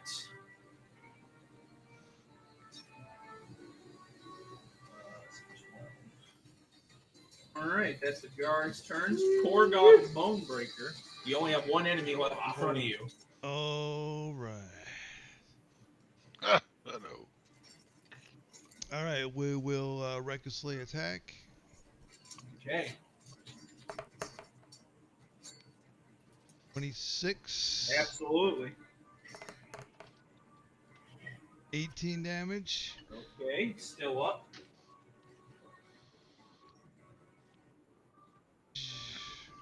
Get him. Hit. Absolutely. 17 more damage. How do you kill this? Yay. Oh, I just smash its head down, and then another blow, I cut it off its head. Oh, man. All right. So, that's the end of your turn, I think. Yep, I'm done. Okay. The veterans are going to try and... These guys over here are off the field. There is this guy over here they can still fire at, but it will be at disadvantage.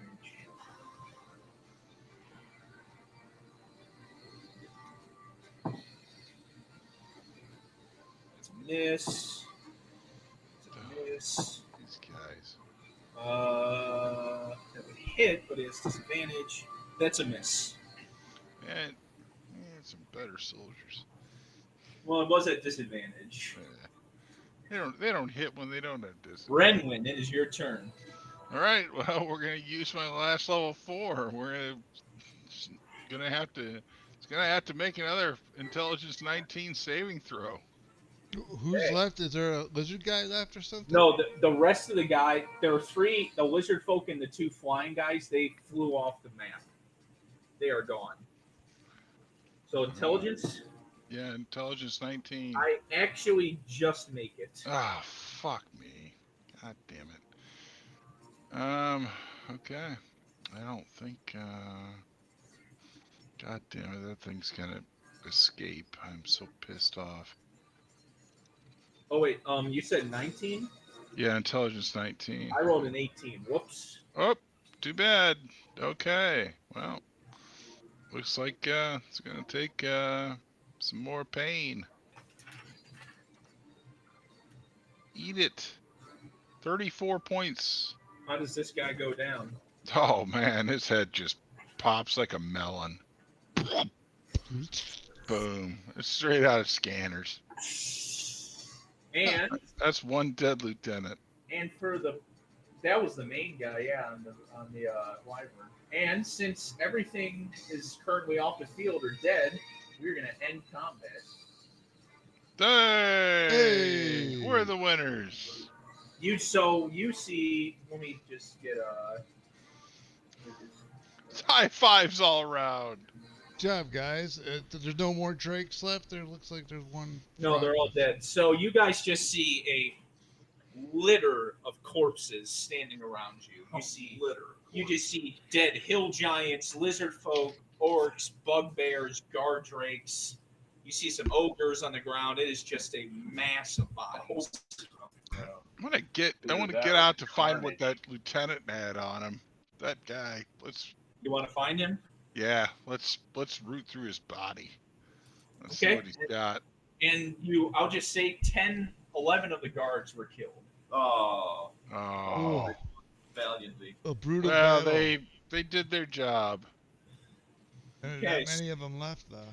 We will have an honorary funeral pyre. I'm sure Mithros will be willing to send their souls to Morden or their related deities. Okay, so you're anybody else want to do anything, or are we just gonna go with? I'm gonna give a MVP trophy to the elk. Hey. Ah, Hey! there's the elk. Yeah, man. So Yeah. you wanna go out to that guy? Do you guys want to? I'll see. There's really not much in the bodies. You find javelins. You find like in total like 100 gold pieces throughout all the bodies. I'll Sorry, write it down. So 150 what? 100 gold pieces. 150 gold pieces. Sorry. 150 gold pieces. And you find just a bunch of javelins. You find junk. However, javelins. on the leader, you do find a note. Oh, No. Read it. Read it. Goats. Read it and weep. Do you read it? Yes. yes. I will read the note. It goes. It says, Harfang, your services of the dragon have been great, but she requires more. You've disappointed her. She requires the keep, and your forces have not been able to take it. I suggest you sack the keep now, sack the keep soon with all of our forces. We cannot let this stain stay on the dragon. It requires this keep for its riches. Who knows what they have inside? Return to take out the keep, kill the guards and inhabitants, and take anything you can and report back to me. If you don't, I will have Sir Vaxus take your head instead. Signed, Hugh Gain. Gain. Hugh Gain. Hugh Kane. So that is the note you find on the lieutenant.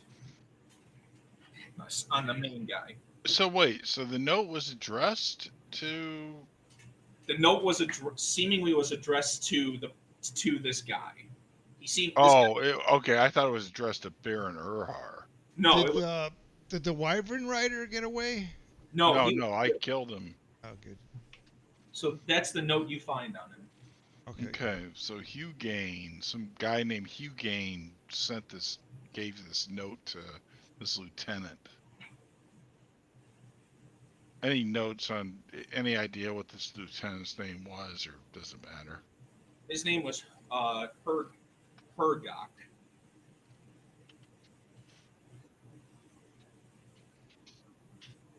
Interesting indeed. Was Hergok. And you also see a symbol on his cloak. You can roll something if you want to see if you can figure out what it is. Yeah, what do you want me to roll? That would be a history check.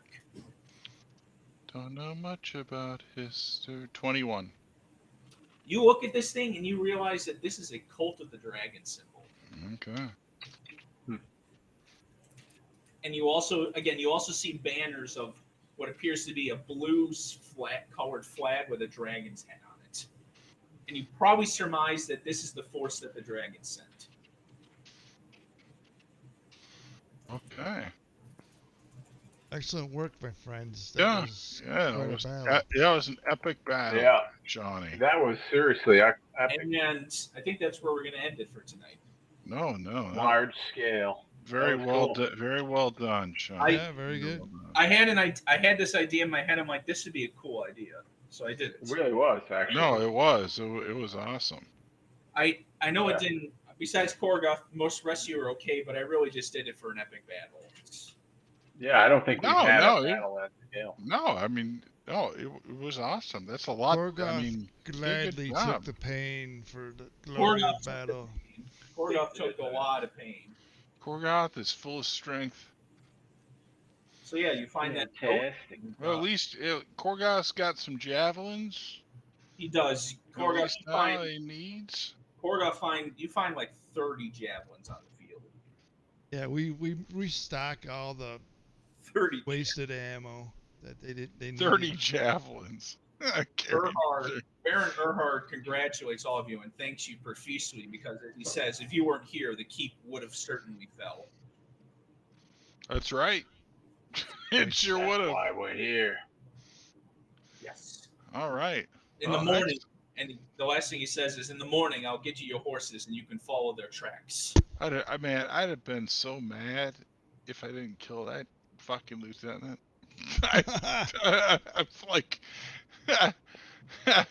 I'm like, all I did was fire 4th, 5th, and 6th level spells, man, and try to fucking take that wyvern and that clown out. It definitely worked. Kidding, was that guy a ring wraith or something? What the God fuck was damn, no shit, man. I was like, God damn it, come on, man. And those guards kept firing arrows. Miss, miss, miss, miss, miss, miss, miss. Well, All right, guys. I suggest to Baron Erhard, you might want to have those guards do some more archery practice.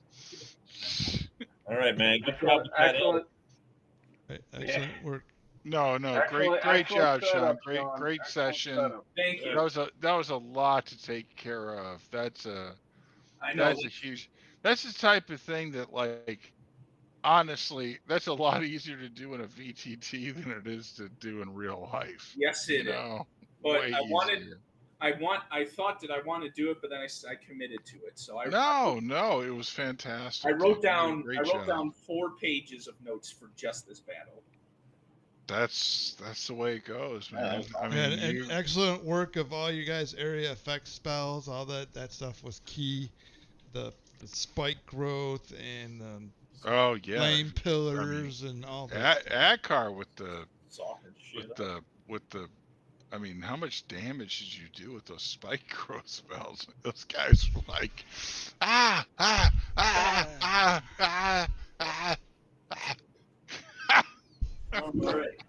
All right, man. All right, sounds good. Hey, thanks again for the session. That was a ton of fun. Thank you. Good times. Looking job, guys. forward to moving on and fighting this fucking asshole blue dragon. Kill this thing.